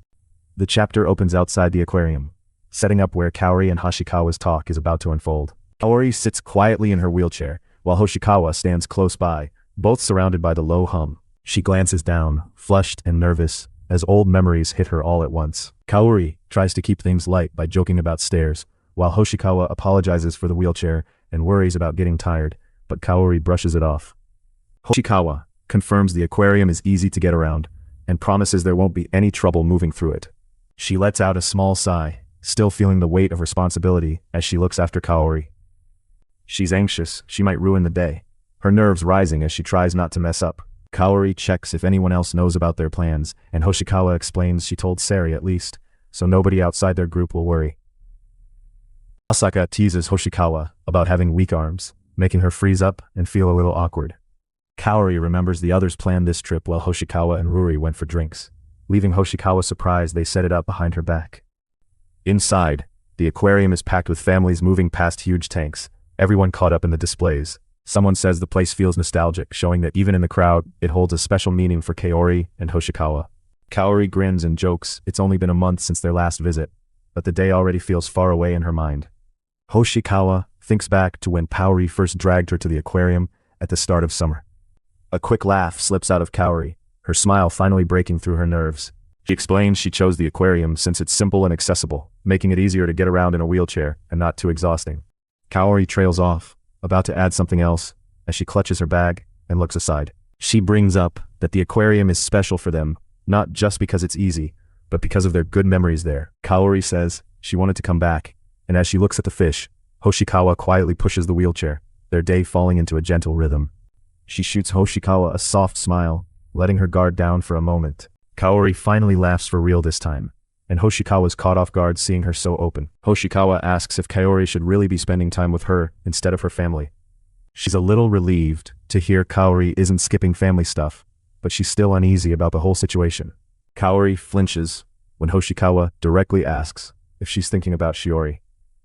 Hoshikawa calls out that Kaori could have spent her rare break anywhere but chose to be with her. She apologizes, feeling like she's causing Hoshikawa trouble, and wishing she wasn't worried about her all the time. Her smile fades, and she gets tense, still shaken by Hoshikawa's direct question about Shiori. Kaori tries to shrug off any guilt and just jokes about how there's never enough time for everything she wants to do in a single day. She sidesteps the talk about Shiori by focusing on the huge aquarium tank ahead, calling Hoshikawa over so they can keep moving before things get awkward. She calls out to Shizuku with a bright smile, trying to shift the mood and pull her. She tenses up but finally lets herself relax, nodding quietly instead of pushing back. A huge school of fish swirls around a stingray, filling the tank as the girls pause to. Kaori smiles as she gazes up at the fish overhead, calling the scene pretty and finally letting she and Hoshikawa stop together in front of the huge fish tank. blending quietly into the crowd. Kaori looks up at Hoshikawa. The moment quiet as they both try to hold on to a lighter. She quietly agrees, with a soft smile, finally letting herself relax a little beside Kaori. She remembers how this place is where Kaori first called her by name, and that small moment became a core memory she can't shake. Thinking back, Hoshikawa admits she used to feel uneasy around Kaori and never knew what she would do next, which made the early days of their friendship stressful. She explains that Kaori started visiting her every day under the excuse of the novel, pulling Hoshikawa into a pretend romance that became a real part of their lives. But that fake scenario actually pulled Hoshikawa out of some rough times. By letting Kaori stay close, she found stability and trust she didn't expect, and their friendship got stronger for it. Kaori keeps up a bright front, smiling as she pulls Hoshikawa's attention back to the jellyfish display. Hoshikawa quietly calls out to Kaori, realizing deep down that Kaori is the one who made her feel. Kaori meets Hoshikawa's gaze, her tense look finally softening, now that things feel safe again. She glances down, her face softening, as she lets herself relax around Kaori for the first time. Kaori pushes away any guilt about taking up too much space, insisting this day is really for Hoshikawa and that she hasn't asked for more than what's fair. Hoshikawa tries to laugh it off, but admits she's already gotten more than she feels she deserves and can't handle the spotlight too well. Kaori points out she's not expecting much for herself anymore since being sick limits her choices. All the calm at the aquarium makes her wish for normal days, but she quickly drops the thought, figuring she shouldn't hope for too much. Hoshikawa finally says Kaori's name out loud, her face tense as she tries to reach her. Kaori covers for the mood, laughs, and steers things back on track by inviting Hoshikawa to keep exploring the aquarium together. Smiling again, Kaori says the jellyfish exhibit is her favorite, and encourages Hoshikawa to join her in enjoying it. Kaori finally lifts her head, eyes brimming with tears she can't keep in anymore. She holds back from saying anything, realizing she just isn't ready to voice what she's really feeling yet. Someone steps into the main hall and just stops, staring up at the giant aquarium globe in. Kaori and Hoshikawa finally join the crowd to look up at the aquarium globe. She spins around, surprised and a little flustered, not understanding why Hoshikawa is teasing her right now. Hoshikawa suddenly tells Kaori she looks like a jellyfish, which throws Kaori off and snaps her out. Kaori blinks at Hoshikawa, looking confused after hearing she looks like a jellyfish. Hoshikawa laughs and admits she came up with the jellyfish thing for no clear reason, which cuts through the awkwardness for a second. Smiling softer now, Hoshikawa tells Kaori that even if the comparison is random, she still finds it oddly fitting and honestly kind of cute. Both girls watch the slow jellyfish drifting by. Kaori gets pulled into the moment, saying how the way they float always makes her feel like time itself starts slowing down. Quietly, Kaori wishes out loud that this calm could last, showing how much she doesn't want these moments to end. She freezes, surprised by how honest Kaori just got, and by how heavy that wish feels. She drops her gaze, clearly struggling with emotions of her own as Kaori's words sink in. Her fingers tighten as she faces how hard it is to deal with all these feelings. Trying to lighten things up, Kaori suddenly brings up a book with jellyfish and jokes about coming back to the aquarium when the next one comes out. She laughs, saying if they visited too much they'd probably get tired of jellyfish, trying to pull the mood back to something easy and normal. Looking worried, Kaori glances at Hoshikawa and apologizes for making things heavy. Facing away, Kaori finally says she can't really promise anything about the future, saying out loud what she's been trying to hide about her illness. She is hit by Kaori's words, going quiet as the reality of Kaori's uncertainty finally lands. Instant regret floods Hoshikawa, and she tries to backtrack, feeling like she just made things worse. For Kaori, she turns away under her hat, shutting down and withdrawing after the awkward moment.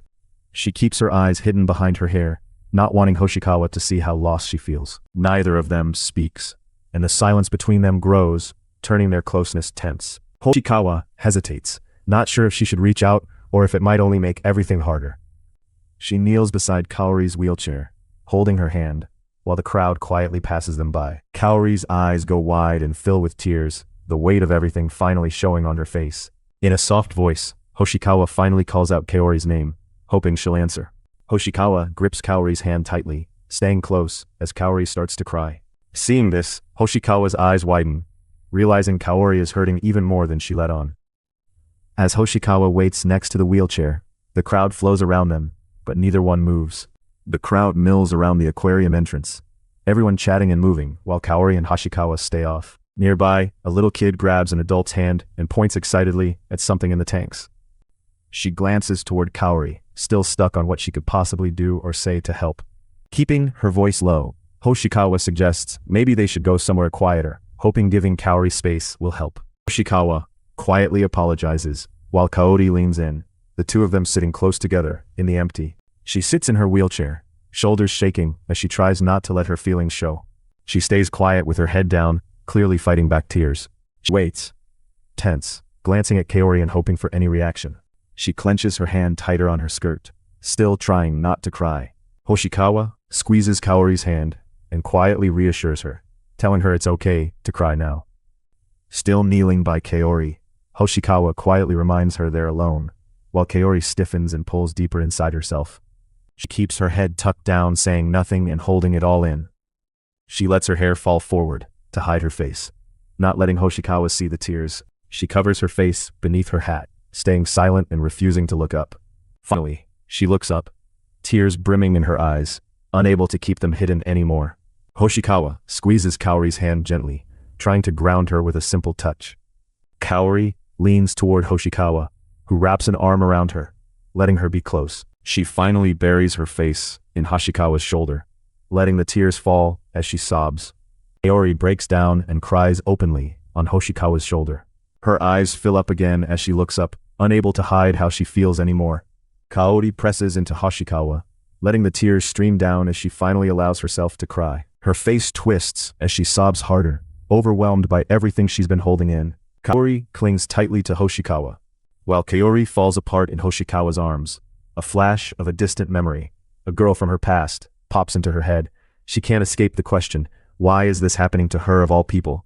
That feeling of confusion and longing is still raw. Hoshikawa watches Kaori cry in her arms and thinks to herself that if she could have just one wish, she'd use it for Kaori without hesitation. She wishes she could switch places with Kaori, her mind drifting to happier memories when everything was easier with friends around. She gets caught up in hope and helplessness. She silently begs the universe to step in, showing how lost she feels when nothing seems to fix any of this. The panel goes quiet as everything softens for a moment, letting the tension fade. Silence hangs in the air, like the whole world is pausing for their moment. Someone apologizes and admits they're not sure why they're acting so emotional, showing how hard it is for them to handle all these feelings at once. She wipes her face and quietly asks for some water. She finally admits she isn't okay, dropping her guard and showing Hoshikawa just how heavy all this is for her. She sits beside Kaori, stuck in her own head, barely able to show what she's feeling. She suddenly comes out with her deepest fear. She just doesn't want her life to end yet. That simple truth fills the air and shakes both of them. She quietly agrees, her expression softening as she finally accepts Kaori's reassurance. Kaori tries to talk about the future, but even saying the words hurts too much. Hoshikawa hears the pain but can't answer. She hides her face, curling up and hoping the tears stop before she falls apart completely. Through tears, Kaori finally says out loud that she keeps worrying she won't get to grow up. It's a thought that's hard for anyone to hear. Trying to focus on something good, Kaori says today at the aquarium really was fun, even with everything else going on. But remembering how happy she was just makes her even sadder, because days like this might not come again. She looks back on how much fun she had today, but she still can't stop thinking about all the things she missed out on because of her illness. She finally admits she hates how her sickness puts a damper on everyone, scared that good times together just get buried under sad memories. She breaks down more, saying her struggles keep getting harder, and she's scared there's worse to come, that the pain is only spreading. She can't hold back her own tears as she sees how heavy this is for Kaori. She finally lets herself admit out loud that she's scared of what's coming next. She takes a shaky breath, feeling helpless after hearing Kaori's worries laid bare. Running out of words, Hoshikawa just throws her arms around Kaori and hugs her. The hug says what she can't put into words, and Kaori pauses, startled by the sudden closeness. Hoshikawa holds Kaori tightly, her eyes filling with tears as she finally lets herself feel how much. She realizes nothing she could have said would have made it better. Right now the hug is the only answer she has. She feels completely powerless, holding Kaori, but knowing she can't really fix any of this. Hoshikawa stays there, hugging Kaori tightly as they both quietly let their guard down for a moment. All Hoshikawa can do is stay right by Kaori's side, keeping her top of mind and holding her tight when nothing else makes sense. Kaori finally meets Hoshikawa's eyes, breaking the heavy silence by quietly saying her name. Hoshikawa gently puts her hand on Kaori's shoulder and apologizes if opening up the way she did made things harder for her, and Kaori just looks at her, quiet but listening, letting the moment settle between them. But Hoshikawa answers right away, saying she wanted Kaori to be real with her, because she wants to be the one there for her. Kaori admits she feels selfish, but Hoshikawa immediately shuts that down and tells her no. Hoshikawa tells Kaori it's okay to lean on her and that she wants to be the person Kaori can trust most. She blinks, surprised by how honest and open Hoshikawa is now. She lets out a tired laugh, saying, "This feels like what a real couple is supposed to be," and for a second, her sadness lifts. She thanks Hoshikawa for listening, and says letting it all out finally brought some relief, even if just for a moment. Hoshikawa spells it out that Kaori actually supported her in the same way before, which takes Kaori by surprise. She admits she wouldn't even be herself if Hoshikawa hadn't stuck by her and accepted her for who she is. Just saying this seems to lift some of the weight between them, and for once, Kaori lets her real feelings show. Hoshikawa cuts her off and tells Kaori she's actually the truly kind one, flipping the praise back and catching Kaori off guard. She cuts Kaori off before she can downplay herself, telling her not to forget that she's always been good at heart. Hoshikawa sees Kaori smiling but can't ignore how fragile she's become, and she wonders how long Kaori has been hiding her tears from everyone. She realizes she can't wait any longer and decides she has to act right now with whatever strength she still has left. She spots her dad and Shiori showing up to get her, so she asks Hoshikawa to wait a minute while she goes over. Hoshikawa leans down and asks if she can visit Kaori again the next day, and Kaori immediately agrees, looking honestly happy to hear it. At the very end, there's a cheerful thank you from the manga team, asking fans for their vote in the next manga awards.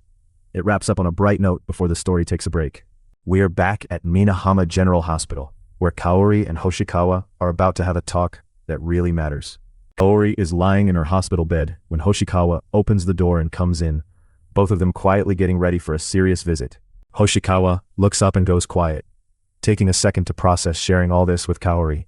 She stands close by, needing a second to gather her thoughts before she can begin. Kaori checks on Hoshikawa, who snaps out of her thoughts and admits she's zoned out for a. She brushes off Hoshikawa's worries by explaining all the hospital tests she's faced since coming back, making it clear none of this is Hoshikawa's fault. Kaori asks if Hoshikawa went home last night. She can't help but say she wishes things weren't so complicated between them, and suddenly the air feels loaded with everything left unsaid.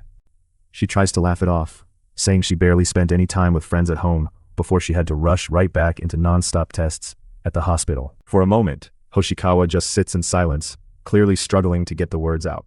Remembering Hoshikawa wanted to talk, Kaori gently prompts her, and Hoshikawa admits this really is important. She quietly admits she didn't bring any new chapters of her novel today, showing she's nervous and not sure how to start the conversation she wants. She is honest and says she's been stuck with writing the story, letting the tension drop a bit by just putting it out there. Facing Hoshikawa, Kaori asks directly for her opinion, making it obvious she trusts Hoshikawa to help with even her writer's block. When Hoshikawa seems unsure, Kaori tells her it really is their novel, and she wants her ideas too. She hesitates, then starts to add something else that's clearly weighing on her.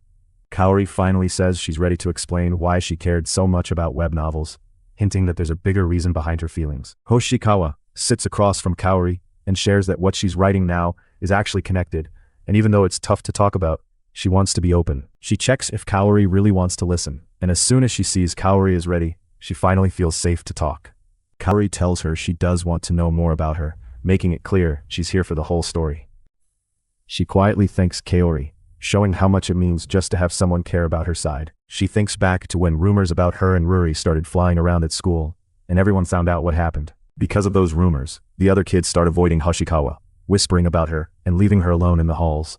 Soon, Hoshikawa gets stuck with the label of the bully, and no matter what she does, everyone treats her like she's the enemy. Even during class and break times, Hoshikawa sits by herself, completely ignored by classmates who act like she's not even there.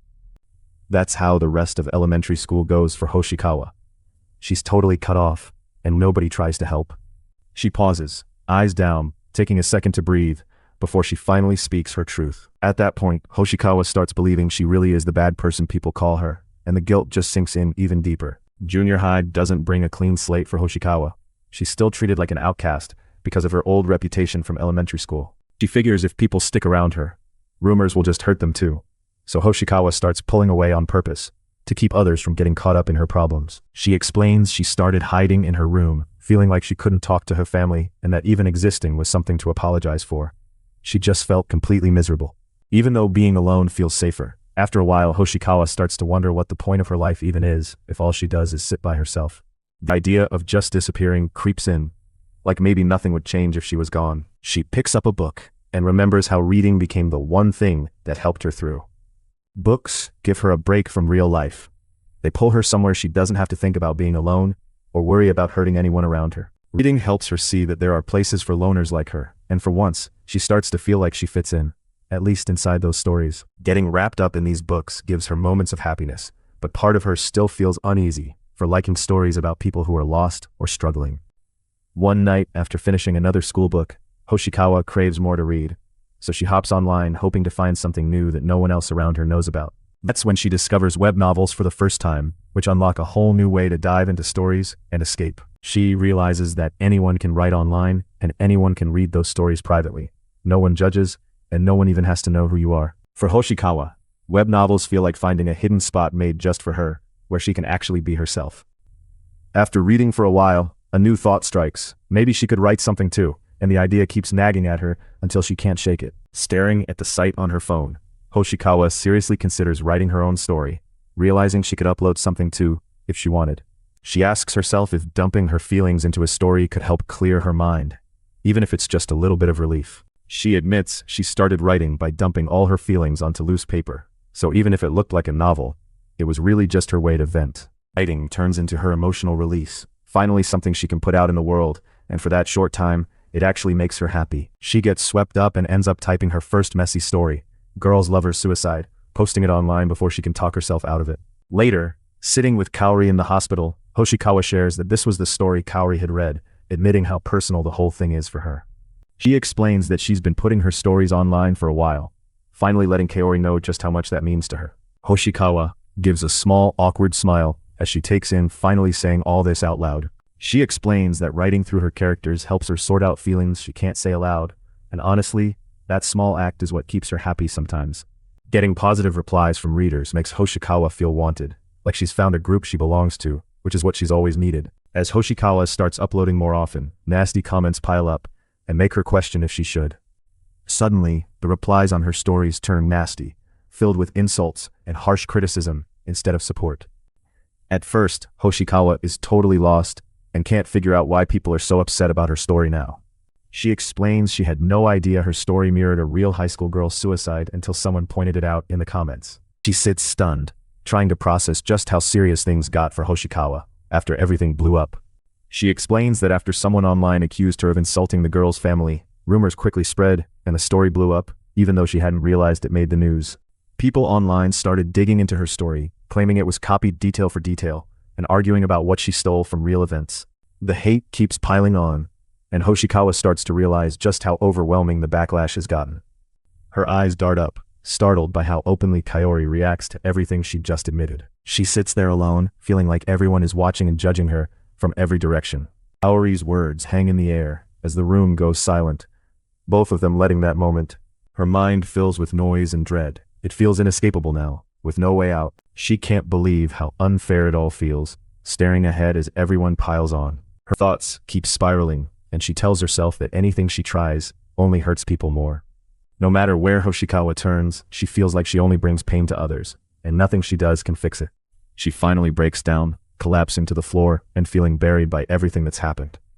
Crying, Hoshikawa wishes she could just disappear and truly thinks everyone would be better off if she wasn't there. But she admits she couldn't actually make herself go away. She was too afraid, and she never even told her family how deep her pain went. Outside the hospital, everything stays still and quiet, while Hoshikawa's pain grows inside. After those tough months, Hoshikawa chose a high school where almost nobody knew her, just hoping distance would help her escape all the judgment. But it wasn't about wanting to change or become a new person. She just thought it was the best way to hide from everything. She admits she was just scared, finally letting her guard down about what kept her silent. She stands there, admitting she was afraid, not just of being hurt, of hurting other people too. A single shoe floats away underwater, and everything is still, except for the bubbles drifting up. In the end, Hoshikawa decided she'd go through with her plan only after she'd finished up a few things that mattered to her. Finishing her novel was the big thing for Hoshikawa. She wanted to see it done, even if nothing else changed. Her plan was to throw the finished draft away at school, making sure no one would ever find it, or know her secrets. She rushed to post the ending online for a moment, letting people read it, before she was going to delete her story and disappear. She admits she planned to disappear for good once her story was finished and posted, showing her she was ready to disappear for good right after she finished her story. Kaori showed up and found the scattered pages of Hoshikawa's draft, handing them back as Hoshikawa stared. She admits she's always felt guilty and like she was carrying around a secret shame, and she's never talked about all this out loud before now. She, finally admitting everything, feels a little lighter now that her secret is out in the open.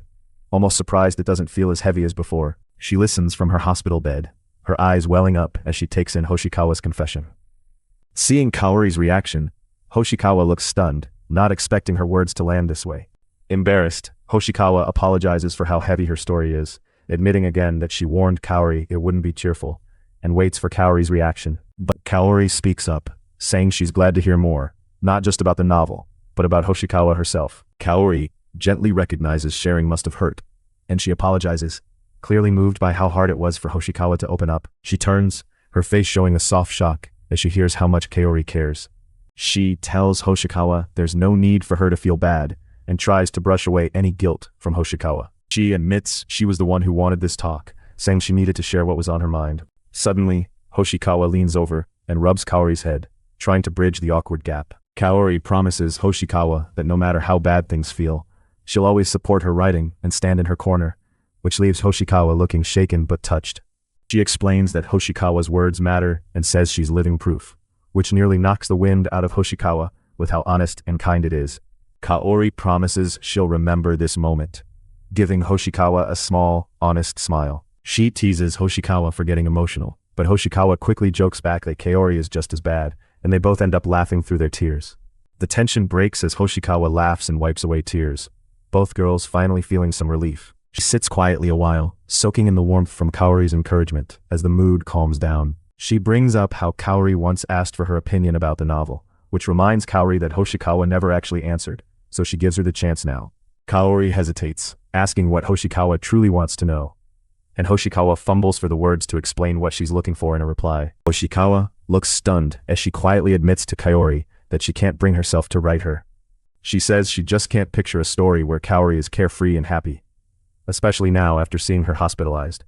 So any attempt just feels fake. She admits she's really only managed to finish one novel before, and it was mainly her way to process her own feelings more than anything else. Now she struggles to even imagine what a happy ending for them would look like, and Kaori sits back, quietly taking that in. Hoshikawa apologizes for not having answers, but Kaori cuts her off, insisting she's happy Hoshikawa is asking about this, instead of pretending to know. Taking in what Kaori just shared, Hoshikawa says she gets what Kaori means, letting herself relax for a second. Hoshikawa finally says she wishes there was an ending where the two of them could just leave the hospital together, even if it sounds like a dream. Kaori turns serious and quietly asks Hoshikawa what kind of ending would actually make sense for them, letting the question hang in the quiet hospital room. She lowers her head, silent as she tries to think about what Kaori really means. Breaking the silence, Kaori says there's actually one thing she's hoping to see happen, which takes Hoshikawa by surprise. Kaori tells Hoshikawa she doesn't want either of them to go through life with regrets, focusing on making sure the way their story ends actually means something to both of them. Hoshikawa uses the manga Girls Lover Suicide as an example, explaining how even a sad ending can feel right as long as both people find peace with it. She says she wants their story to have an ending they won't regret, and promises it'll be different, but still right for them. She repeats the word content, realizing what kind of ending Kaori meant for them. Kaori realizes she'll be satisfied if both of them can feel genuinely content with whatever ending they reach. She adds that things don't have to be perfectly happy, and she's learned that's okay. Thinking back on everything, Kaori says that moving forward without regrets after this would be the best ending she could hope for, no matter what happens next. She quietly shares that even if they have to go separate ways, she hopes they'll both look back on their time together and feel thankful it happened. She tells Hoshikawa that as long as they're truly happy with their choices, even being apart someday won't hurt quite as much. Hoshikawa listens and finally feels like she understands. Hearing Kaori's thoughts helps her figure out the next step, and she feels some relief. She smiles and makes sure Hoshikawa is still set on finishing her story because she can't wait to see what kind of ending Hoshikawa gives them. She promises to give Kaori an ending she can read, wanting their moments to mean something nobody else can take away. They show off a handwritten script together and share a smile, feeling lighter. The two girls hug, holding on tightly, grateful for everything that helped them reach this point. Shizuku stands frozen, unable to stop Kaori as she heads out, and just watches her leave. She realizes she owes Kaori something in return, so her answer is to start writing again, hoping it means something back. She sits down with her notebook, pressing her feelings into each line instead of speaking up. Kaori draws a shaky breath, struggling to catch herself after coughing so hard. As Shizuku goes over Kaori's writing, she finally gets what Kaori meant about wishing for a normal, healthy life, like everyone else. Shizuku realizes her own version of Kaori in her stories has always felt different from the real Kaori, but Kaori saw herself in those words and accepted them, even if they were a little off. Shizuku figures out she just wants to give Kaori the honest version of herself Kaori has been searching for by sharing her story. She makes up her mind right then. Her next story is going to be for Kaori, no matter what.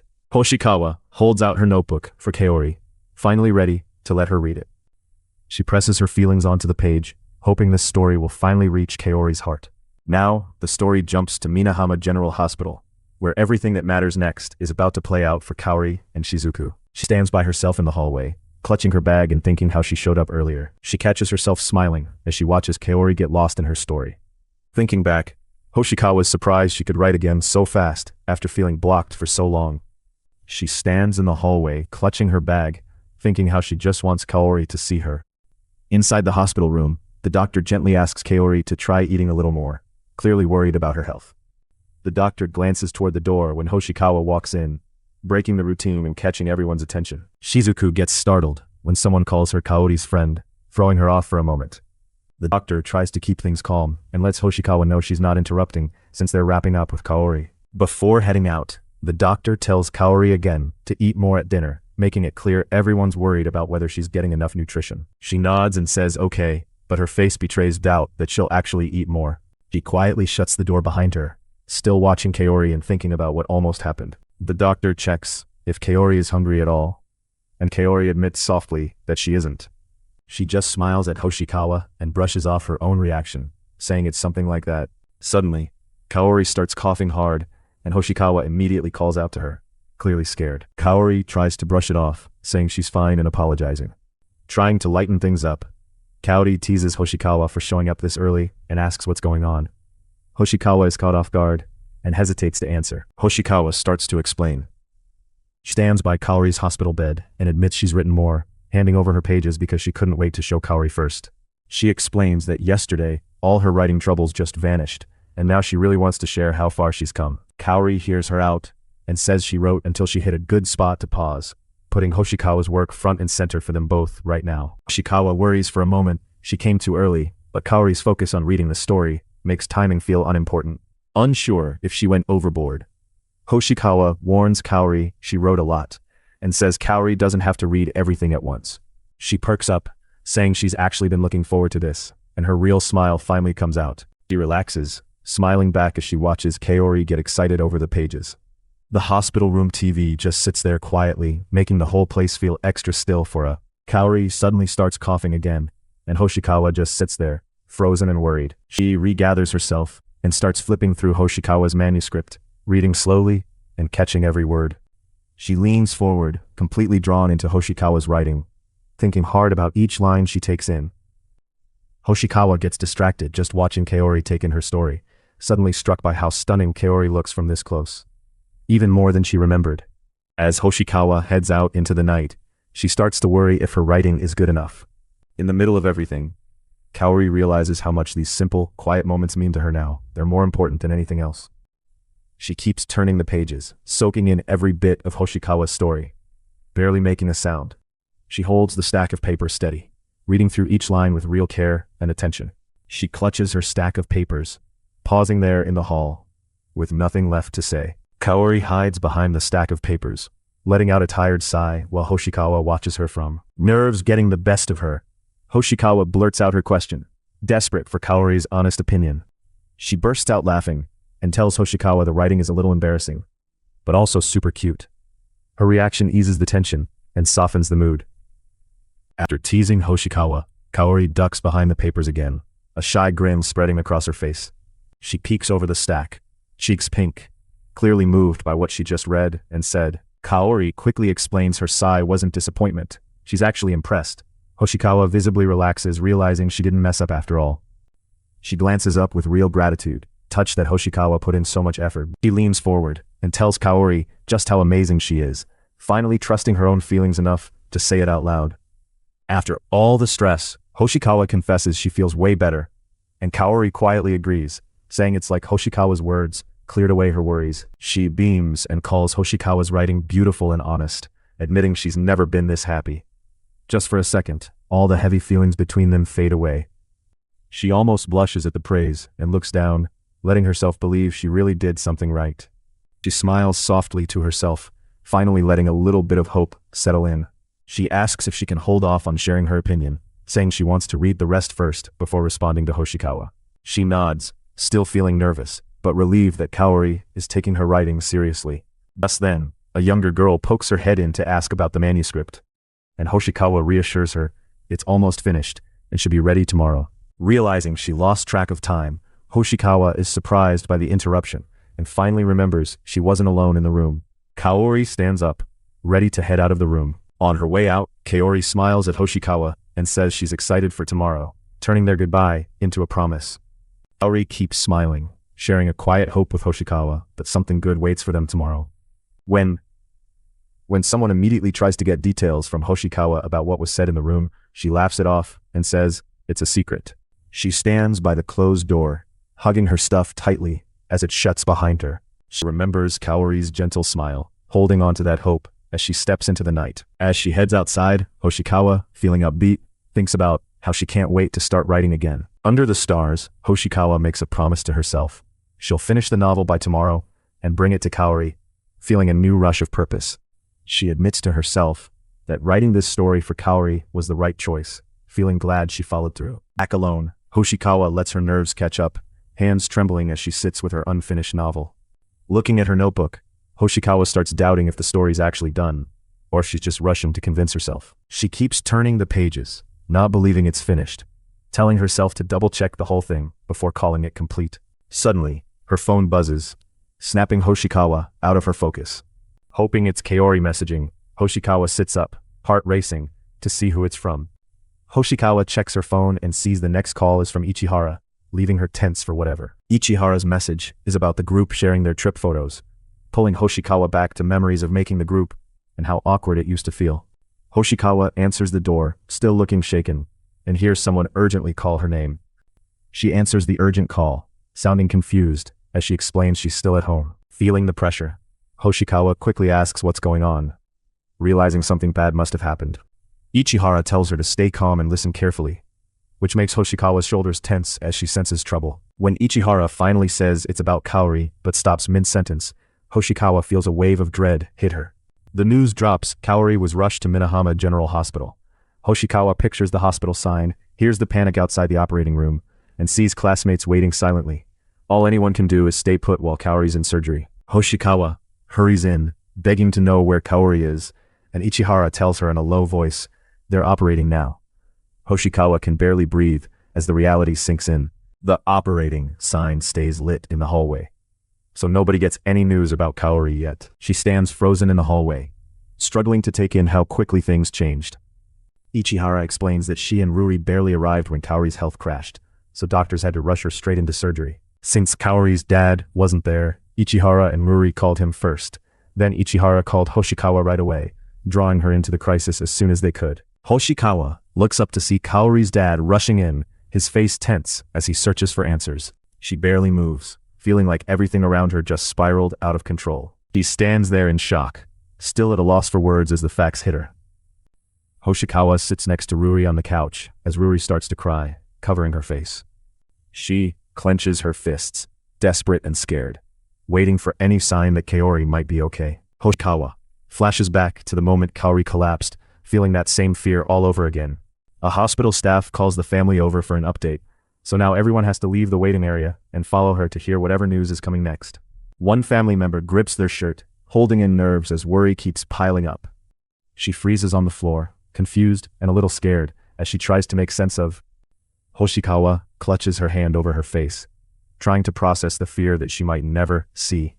As Hoshikawa pictures Kaori's smiling face, her mind rejects the thought of losing her. She just thinks, no. Hoshikawa Flashes back to Kaori's smile. Her jaw tightens as she battles back tears, thinking how this all feels so unfair. Hoshikawa sinks down, curling up tight on the bench, as she tries to hold herself together. She barely recalls what happened after, just bits and pieces she pieced together from her mom. Everything is fuzzy except she ended up back home somehow. Her mom just refused to leave her side at the hospital, to the point where Ichihara and others had to drag her away. Hoshikawa just lies on her bed, one hand covering her eyes as she tries to steady herself. She clings to Kaori's hand, quietly begging her not to go, because she still has so much. While memories of Kaori laughing and reaching out flash by, Hoshikawa and Yuri can only sit together. Hoshikawa grips a tissue and calls out to Kaori, her voice shaky as she remembers happier times. She hides from the world, begging quietly for Kaori to stay and refusing to accept losing her. She clings to Kaori's last words, a simple promise to meet again tomorrow. That hope feels fragile, but keeps her from falling apart completely. After crying herself out, she just lies still, worn down as everything sinks in. It takes effort, but Hoshikawa sits up, trying to find the will to keep going. She holds back more tears, trying to stay quiet even though her face is trembling. Inside her head, Hoshikawa snaps back and admits she just can't do it after all. Even while doubts keep coming back, Hoshikawa remembers Kaori's promise. She knows sitting here crying can't change anything, even though part of her wants to collapse. Hoshikawa admits Kaori couldn't keep her promise today, but instead of giving up, she focuses on the things she can still do for her. The guilt piles up. Hoshikawa wonders why she, of all people, is doubting Kaori. As the tears fall again, she tries to face up to that guilt and keep moving. She zeroes in on the one thing Kaori actually needs from her, the one thing she's been waiting for every day in the hospital. She slumps over her desk, completely wiped out and struggling to pull herself together after everything. Her hand hovers over the keyboard, hesitating as she tries to gather her thoughts. She fights more tears, refusing to give up, each breath pulling her closer to saying what matters. When the word goodbye appears on her screen, she pushes back, deciding she won't let that be the last thing she ever says to Kaori. Everything Hoshikawa's doing now, every desperate push and hope, is just for Kaori. Her face is streaked with tears as she tries to hold it together. Completely overwhelmed, she finally sends her message off, and across town, Kaori receives it in her hospital bed. Holding the paper, Kaori lets herself smile, for the first time in a while. Typing through tears, Hoshikawa makes a choice. She's going to reach out directly to Kaori. Whatever happens, supporting her friend now comes first. Someone sits slumped on a bench at Hamagata General Hospital, quiet and tense, making it obvious something serious just happened, or is about to break. She blinks past her tears, forcing herself to stay upright, even as the weight gets heavier. Yuri finally calls out to Hoshikawa, breaking the long silence in the hallway. She stands nervously in the doorway, calling out to Hoshikawa. The moment is tense, showing both girls are struggling with worry. She offers Hoshikawa a seat, but Hoshikawa turns her down and says she needs to leave, keeping the exchange short and awkward. As Yuri is about to leave, she stops to tell Hoshikawa some news about Kaori from the doctor. Hearing that, Hoshikawa can't help but tense up.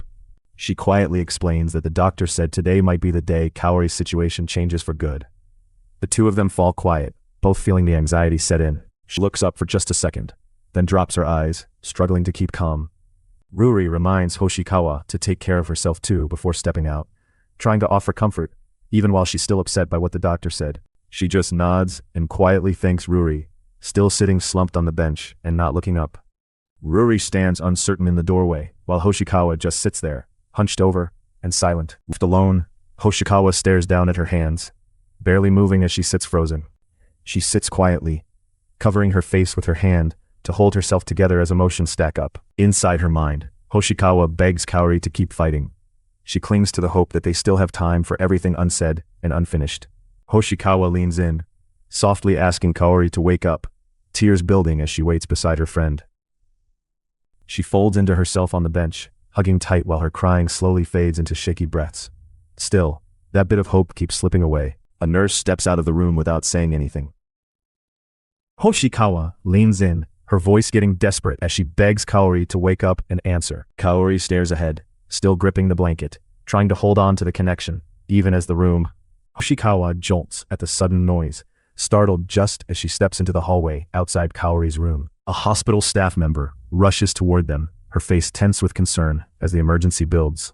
She lies in bed with her oxygen mask on, tears in her eyes as the heart monitor. She's eyes go wide as Hoshikawa calls her name, the moment sinking in for both of them.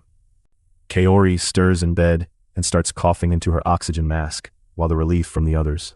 Hoshikawa's voice wavers as she quietly calls out to Kaori, barely holding back tears.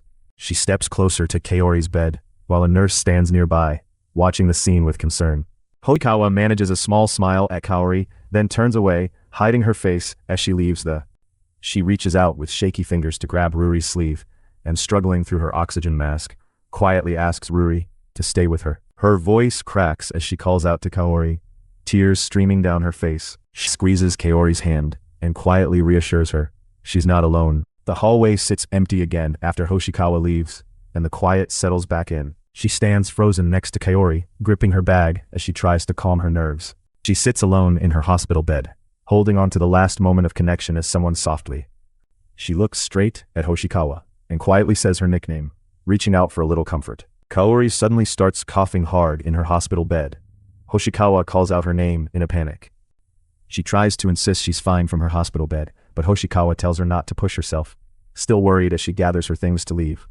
Kaori manages to say she wants to talk, but her voice is too quiet under the mask. Hoshikawa quickly offers her phone so they can type messages to each other instead. She and Hoshikawa both check their phones in the hospital room, still not quite ready to cut. She hesitates and admits she's not sure she should be the one here, her doubts slipping out in front of Kaori. She clings tightly to the mask, looking back at Ruri's phone while trying to steady herself. She quickly texts back that she really wants to be here, making sure Kaori knows she wants this connection as much as Kaori does. Ruri leans closer, still keeping watch as Kaori checks the phone by her side. Kaori reassures Hoshikawa that she's not alone, since Shio and her dad will be with her after this. Hoshikawa relaxes a little, feeling grateful she gets to be here. She tells Hoshikawa how much this summer meant and how the time together made everything fun. Both girls admit the good days only happened because they shared them, and value their friendship deeply. She clutches her phone and bows her head, hiding her face behind the oxygen mask as Hoshikawa opens up and says she wouldn't be here if it weren't for Kaori, thanking her for bringing so much into her life, and showing their support goes both ways. Kaori points out how much the plants have grown, saying they're almost ready to bloom, a sign of everything they worked for together. She quietly says that means summer's almost over, which makes them both realize their time like this is almost up. Kaori holds on to her oxygen mask, letting the moment sink in. She bows her head and clings to the mask, quietly dealing with how heavy everything feels. Kaori's eyes fill with tears as she stares at her phone, struggling to hold herself together. Both phones show their messages have been read right away. Kaori asks Hoshikawa to send one last line before Hoshikawa leaves, not ready to say goodbye yet. She hugs her phone against her chest behind her oxygen mask, hanging on to Hoshikawa's promise and looking forward to getting that last message. She glances at her phone and musters a small smile, but she's still holding back tears. Suddenly, Hoshikawa asks for Kaori's right hand, wanting some real contact. The mood shifts as she reaches out for closeness. Hoshikawa finally lets go of Kaori's hand. Kaori melts at the touch, feeling the warmth of Hoshikawa's hand. That simple contact means more to her than words can right now. As Kaori leans into her touch, Hoshikawa bows her head, overwhelmed by the emotion of the moment. She clenches her eyes shut, fighting back tears as she finally turns away. She keeps holding Kaori's hand tightly, not wanting either of them to let go just yet. Hoshikawa holds on to Kaori's hand a moment longer, before finally letting go and stepping back. She holds on tight as she brings Kaori's hand to her face, just savoring that last bit of comfort before she finally lets go.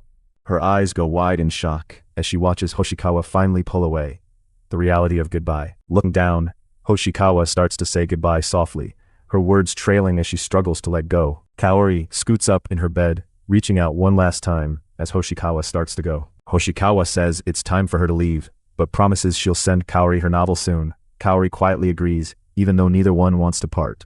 Standing by the door with her bag, Hoshikawa gives Kaori a last small wave before stepping out. She holds her oxygen mask, taking a shaky breath as everything that's happened finally catches up with. She wipes her tears under the oxygen mask and quietly says Shizuku's name, finally letting herself feel. Down in the hallway, Hoshikawa walks away from Kaori's hospital room, head low and looking completely drained. Kaori hides her face in her arm and cries, finally letting all her emotions spill over. Alone and upset, Hoshikawa keeps replaying the moment, wishing she could have given Kaori more time or changed how things ended between them. She has to face how powerless Kaori's illness makes her feel. And that truth hurts more than anything. Her face is streaked with tears. All the feelings from their goodbye are still raw, and that rush pushes Hoshikawa into action. Back at her desk, Hoshikawa starts typing fast, pouring everything she's feeling into her writing. She keeps going through her tears, focused on finishing something meaningful for Kaori. She hovers over the keyboard, lost in her work and determined to see it through. She stays at her desk, typing with all the emotion she has left from the goodbye. The laptop screen sits open and empty now, the words Hoshikawa just typed still lingering in the... She grabs the mouse and gets ready to send everything off. Hovering over the OK button, Hoshikawa clicks to send the file she worked so hard on. She lets Kaori know the file is done, signaling that her late-night writing session has finally led to something real. A wave of nerves hits Hoshikawa as she waits, not sure if any of it will matter. She wonders if Kaori will even see the message, worried about whether Kaori is awake or able to read it at all. At 8:35 in the evening, the message shows as read on her screen. Kaori's eyes go wide, her whole face flushing as the shock of the new message hits her. She finally sinks into her desk and lets out a long breath, relief washing over her. After, in her head, Hoshikawa realizes she managed to keep her promise, feeling a tired sort of pride, mixed with everything else. Meanwhile, Kaori lies in bed watching her phone, waiting to hear anything in the quiet room. She nods slightly, comforted by knowing Hoshikawa reached out to her. Suddenly, Kaori's eyes go wide as a new message flashes on her phone, breaking the silence. After reading what Hoshikawa wrote, Kaori finally lets herself drift off to sleep. She gets a short text from Hoshikawa. Just 2 words. Me too. She just stares up, still awake and lost in her thoughts, after Hoshikawa's message. Once it sinks in that Hoshikawa read her reply too, a wave of thankfulness and relief washes over Kaori, and she takes a breath as reality settles around her. Finally spent, Kaori falls asleep in bed holding her phone tightly. Kaori's hand rests on her phone, just holding it quietly now, as the room finally settles down. Hoshikawa sends a message that's honest for once, admitting her real feelings to Kaori, and quietly telling her she loves her. Kaori tries to make sense of Hoshikawa's reply, and even as questions spin through her head, the thoughts slowly lead her off to sleep. The girls gather outside a quiet house, chatting as Hoshikawa walks up behind them. The clock on Kaori's desk reads 16:40, Friday, anchoring Hoshikawa in the reality of this moment. Hoshikawa stands quietly in Kaori's old room, just staring at the neat, empty bed and the untouched. She barely peeks out, eyes dull with sadness, wanting to disappear and escape from facing anyone. Hoshikawa waits outside, while 2 girls ring the doorbell. An older woman opens the door and spots the 2 visiting girls, recognizing them right away, and surprised these 2 showed up together. A woman peeks nervously around the door, and quietly thanks them for looking after Shizuku. One girl tries to brush off the thanks, about to explain why they've come but stopping short, unsure what to say next. 2 girls step forward in the doorway. One quietly greets Hoshikawa, setting up an awkward start. One of the girls tells the woman right away that they need to talk to Shizuku, letting everyone know this visit isn't just casual. As they stand awkwardly in the doorway, one girl quietly apologizes, making the whole situation even heavier. Lately, Shizuku's been locked away in her room, not eating or coming out, and everyone's starting to worry about how withdrawn she's gotten. Both visitors react with real shock, suddenly realizing just how much worse things have gotten for Hoshikawa. The girl looks a little regretful as she tells Hoshikawa it's a shame they came all this way just to miss seeing Kaori. One girl pushes past the others, insisting she needs to speak with her. Someone knocks softly on the door and calls Hoshikawa's name, breaking the silence in the hallway. A girl knocks and steps into the room, quietly calling Hoshikawa's name and announcing herself as she. Hoshikawa is sitting on the bed, hiding under a huge striped pillow, clearly trying to escape the... She just sits there, silent and hidden under the pillow, not ready to answer yet. She stands frozen, her face tense as she tries to process what she's just been handed. Suddenly, Hoshikawa grabs Kaori and yells, done with being avoided, and forcing Kaori to finally listen. As soon as Hoshikawa looks overwhelmed, the other girl rushes in, calling out Sari-chan, suddenly worried about. Suddenly, the girl grabs Hoshikawa and demands to know why she didn't show up to Kaori's funeral. Tears spill over as Hoshikawa demands to know why Kaori never showed up, her heartbreak pouring out without holding back. Kaori bows her head and stays silent, her guilt and sadness clear in her body language. She finally admits Kaori deserved a real goodbye, the words hitting both of them hard as they sit with everything unsaid for so long. The girl quietly calls out to Hoshikawa from the doorway, breaking the heavy silence as she walks. She drops to her knees on the bed, overwhelmed and unable to hold back her tears. She stands still, glancing up at the person in the doorway, before looking away. She doesn't wait for an answer. She hauls Shizuku up and starts dragging her out. Without letting Shizuku protest, Hoshikawa orders her to take a shower and brush her teeth. She turns back and announces they're going straight to Kaori's place now, not waiting around. Shizuku jolts in shock, having no clue she'd be heading there so suddenly. They show up outside Kaori's house, both tense about what's coming next. A man opens the door and gives Hoshikawa a quiet smile, telling her she can make herself. As the man asks them inside, Hoshikawa gives a polite thanks. Everyone steps in together, but there's still awkward tension hanging in the air. In the entryway, Shizuku looks down and tries to steady herself. Feeling uneasy, Hoshikawa suddenly spots Kaori and blurts out her name, her face showing total shock. Kaori's dad explains that Hoshikawa and the others have come because they want to see her, making the moment heavier for everyone. They keep a photo of Kaori smiling in her wheelchair on a home altar, surrounded by offerings. She just stares, frozen in shock, as it really hits her that Kaori is gone forever. She freezes in front of Kaori's home altar, staring at her friend's photo as the other girl. Her lips shake as she fights back tears, the words stuck in her throat. She finally drops her head, and the tears start coming, unable to stop them anymore. On the day Kaori passed away, Hoshikawa rushed to the hospital, desperate for one last chance to see her. Her eyes go wide, as it finally sinks in that Kaori is really gone. Kaori's family quietly stands by her covered body, holding each other as they say goodbye.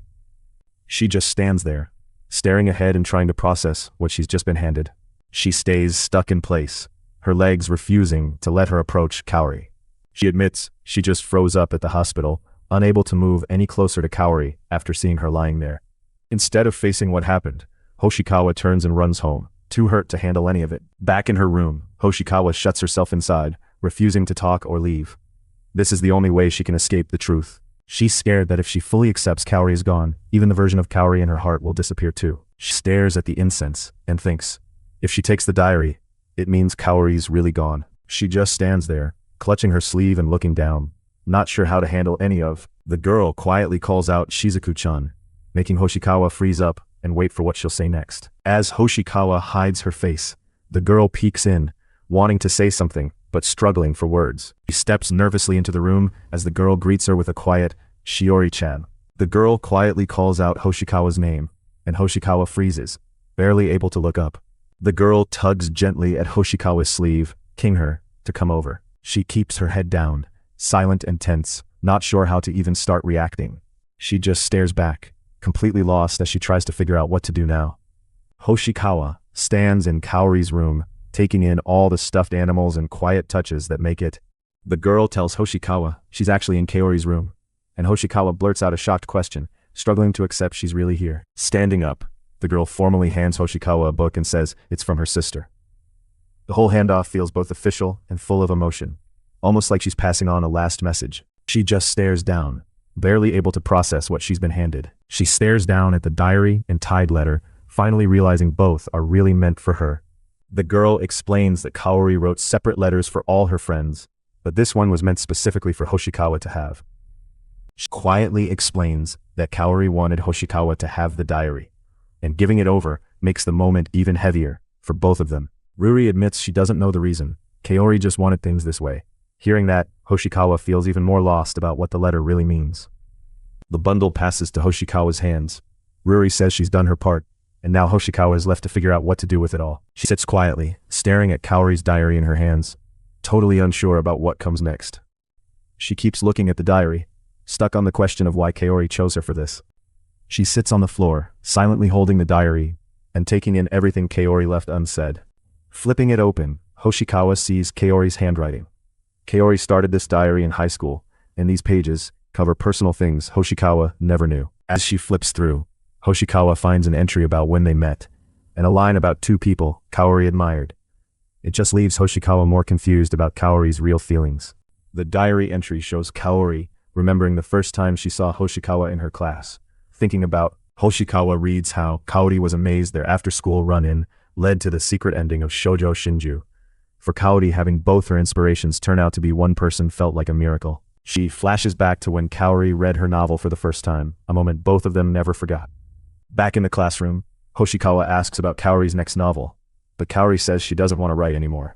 Hearing that, Hoshikawa realizes something important between them has changed. Remembering how Kaori once saved her, Hoshikawa now wants to return the favor and save Kaori this time. That's the pressure she's carrying now. As Hoshikawa reads, that same uneasy feeling bubbles up, the one she got after finishing Shoujo Shinju, and it hits her all over again. Reading more of the diary, Hoshikawa finds where Kaori admits she wants to give Hoshikawa her spark back. For the first time, Hoshikawa realizes how much Kaori noticed about her and put into these pages. She stops and takes in everything she's just read from Kaori's diary. Her diary entry remembers the morning she ran into Hoshikawa at school, wishing she'd had the courage. Reading those words, Hoshikawa realizes just being there isn't enough. She wishes Kaori could break out of her shell and really connect with others, not just count on her. She hopes she can give Kaori a real chance to reach people outside of herself. Meanwhile, Kaori sits at her hospital table, thinking back on how many times she's checked her diary, searching for something she's missed or answers she can't find. Hoshikawa looks down at Kaori's list, seeing that one wish, connecting desks so no one eats alone, the next diary page is totally blank. Hoshikawa finds Kaori's confession about hating herself for being weak, the pain of loneliness, and missing Hoshikawa. Seeing just how badly Kaori wants to see her again really shakes Hoshikawa, and makes her realize how alone Kaori felt. The diary entry trails off with Kaori's hope that her existence won't become a curse for Hoshikawa. In a later entry, Kaori writes about looking forward to the end of the novel. Hoshikawa reads this and feels the mix of hope and finality behind Kaori's words, knowing it isn't just about the story, but about holding on for another chance. Kaori lowers her head, going quiet, as everything she wanted to say gets stuck inside. She lingers on Kaori's August 29th diary entry about wishing she wouldn't become a burden. She finds another blank page and sits quietly, wishing she knew what Kaori wanted to say. She quietly reads through Kaori's diary, still searching for the right words after everything Kaori just confessed. Turning more pages, Hoshikawa sees a side of Kaori she never noticed before. Feelings and struggles hidden away, finally coming out in the diary. She goes quiet, still not sure what to say, after reading so much. She flips through Kaori's diary, stopping on pages marked with the dates she's been thinking about. She finds a letter addressed to her, and just stands there, clutching it close, and holding back. She's hands carefully hold the sealed letter, still hesitating to open what Kaori left behind. Opening the letter, Hoshikawa reads Kaori's words about things she couldn't say to her face, and why she left this message behind. Kaori brings up the very first day they talked, hinting that the moment mattered way more to her than Hoshikawa realized back then. She stretches to reach a book on the shelf, quietly wishing for just a little more time. She looks over and spots Hoshikawa, right as she struggles to reach the book. She steps up and offers the book to Kaori, helping without thinking twice. Kaori remembers how, back in grade school, Hoshikawa helped her get a book she couldn't reach when she was totally lost. That small moment made Kaori feel seen and grateful, even if it seemed minor at the time. Hoshikawa places the book in Kaori's hands. Kaori's hand slips as she tries to return something, making the moment even more awkward between them. She flusters and apologizes, clutching the book tight, while Hoshikawa gently tries to reassure her. The awkwardness between them is impossible to ignore. Hoshikawa looks genuinely thrown off, not expecting Kaori's reaction to be so strong.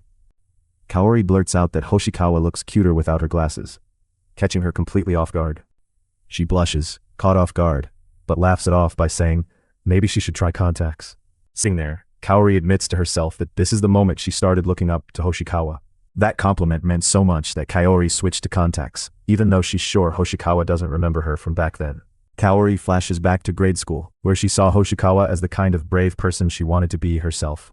The empty chairs and shelves sit quietly, as Kaori admits their connection barely counted as friendship. More. Taking a shaky breath, Kaori steels herself, knowing she still needs to say something important. She remembers her third year of junior high when hospital stays crushed her hope. She hurt her family, and made things hardest for her dad, and for Shiori. Thinking back to when things felt darkest, Kaori says it was a certain novel that pulled her out and helped her get through that time. That story, written by a stranger, was the only thing that understood her pain. For Kaori, it felt like someone finally saw what she was going through. She says it's no overstatement. The novel honestly saved her life, when she didn't think anything else could. She gets quiet for a second, then says the name of the book, Shoujo Shinju, a title that stuck with her ever since. She confides that when updates for the book stopped, she felt crushed. It wasn't just a favorite story, it was something she needed. She finally opens up, admitting she kept her feelings hidden because as she grew closer to Shiori, she worried the truth would change things for the worse. Whenever Kaori started to feel like she was just a fan to Hoshikawa, her worries always stopped her from saying what truly mattered. Taking a deep breath, Kaori blurts out that Hoshikawa is her savior and clutches the letter, apologizing for never saying it until now. Kaori admits she survived this long because of Shizuku, finally thanking her directly. She's holding back tears now, and just as she looks up, her apology hangs unfinished. Kaori confesses that saying thank you isn't enough. The whole summer she's been desperate to find a real way to repay everything Hoshikawa did for her. She puts it all out there, crying as she admits Hoshikawa gave her more than she ever. Kaori looks up at Hoshikawa and admits she always wanted to leave something meaningful behind for someone. A close-up shows the IV still in Kaori's arm. Kaori quietly admits that every single thing she hoped for has come true, thanks to Hoshikawa. Hoshikawa finds Kaori's papers and realizes her reply wouldn't fit in just a note, so she filled extra pages to say everything she needed. Kaori tries to apologize through her tears, finally admitting she's sorry for her weak words and all. She's voice trails through the empty space as she finally apologizes for making Hoshikawa worry and feel. Kaori manages a smile as she apologizes, admitting she can't grow morning glories with Hoshikawa after all. She finally confesses she won't be able to stay with Hoshikawa any longer, apologizing for the pain her goodbye is going to cause. Hoshikawa quietly holds Kaori's notepad, reading her words one last time and trying to hang on to. She's hand wraps gently around Kaori's. Kaori remembers laughter and summer with Hoshikawa, the memories sticking with her even now. She admits their relationship started out just for show, but being with Hoshikawa helped them both lean on each other whenever they needed it most. Even small moments outdoors with Hoshikawa gave Kaori a real kind of happiness. She kneels alone, quietly reading Kaori's last message. Thank you for everything you've done for me. As Hoshikawa holds Kaori's letter, she reads the part where Kaori admits there's still something she finally admits she really wanted to be Hoshikawa's real girlfriend, not just pretend. Standing outside, Kaori gives a small, real smile, now that she's finally said what she truly feels. Now on the riverbank, Kaori quietly holds Hoshikawa's hand, finally letting her true feelings out. Kaori admits she held back her real feelings because she was afraid Hoshikawa would never be able to move on from her death if she knew. Even though it's late, Kaori apologizes and asks Hoshikawa to really hear her out. She needs Hoshikawa to know what she means to her. Kaori tells Hoshikawa not to let her death freeze her in grief. She wants Hoshikawa to live a long, happy life instead of holding back. She tells Hoshikawa not to put her own life on pause for her sake. She pushes through her tears, letting herself be honest about just wanting more time with Hoshikawa. A long silence hangs between them, every unsaid word adding to what's already been written. At the end of her letter, Kaori finally makes sure to say she loves Hoshikawa back, making her feelings clear one last time. Hoshikawa reads and rereads Kaori's words, realizing just how much Kaori cared. She even thanks Hoshikawa for her novel and hopes her diary can help Hoshikawa write more. The letter feels impossibly long, and Hoshikawa is hit by just how much was left inside Kaori, all coming out at once. The feelings catch up to Kaori, and she bows her head, overwhelmed. Hoshikawa bows her head, hiding her face as the tears finally spill out. She keeps calling Kaori's name, and Kaori goes from shocked to smiling, then finally breaks down, clutching her oxygen mask as the tears take over. She curls up and lets all her emotions spill out, no longer hiding her pain. She stays hunched over, quietly crying as everything she held in finally comes pouring out. Still crying, Kaori hugs herself tight, not ready to move on just yet. She pulls her knees up and sits in the quiet, just letting it all sink in. Hoshikawa keeps repeating to herself that she won't forget, holding on to Kaori's memory no matter what. Kaori quietly lists every detail she can remember about Hoshikawa, her warmth, the way she smells, every small thing, and realizes her whole life was changed just by being with her. She looks up at the sky, finally letting herself feel everything she's been holding back. She sits with her knees pulled in tight, not hiding her pain anymore. She slips outside for some quiet and checks her plant, needing a break from everyone else. Hoshikawa sits by herself at the entrance, head down and still clutching her bag, completely stuck in. Someone comes up behind Hoshikawa and calls her name, pulling her out of her thoughts. A classmate calls out to Hoshikawa for leaving so early.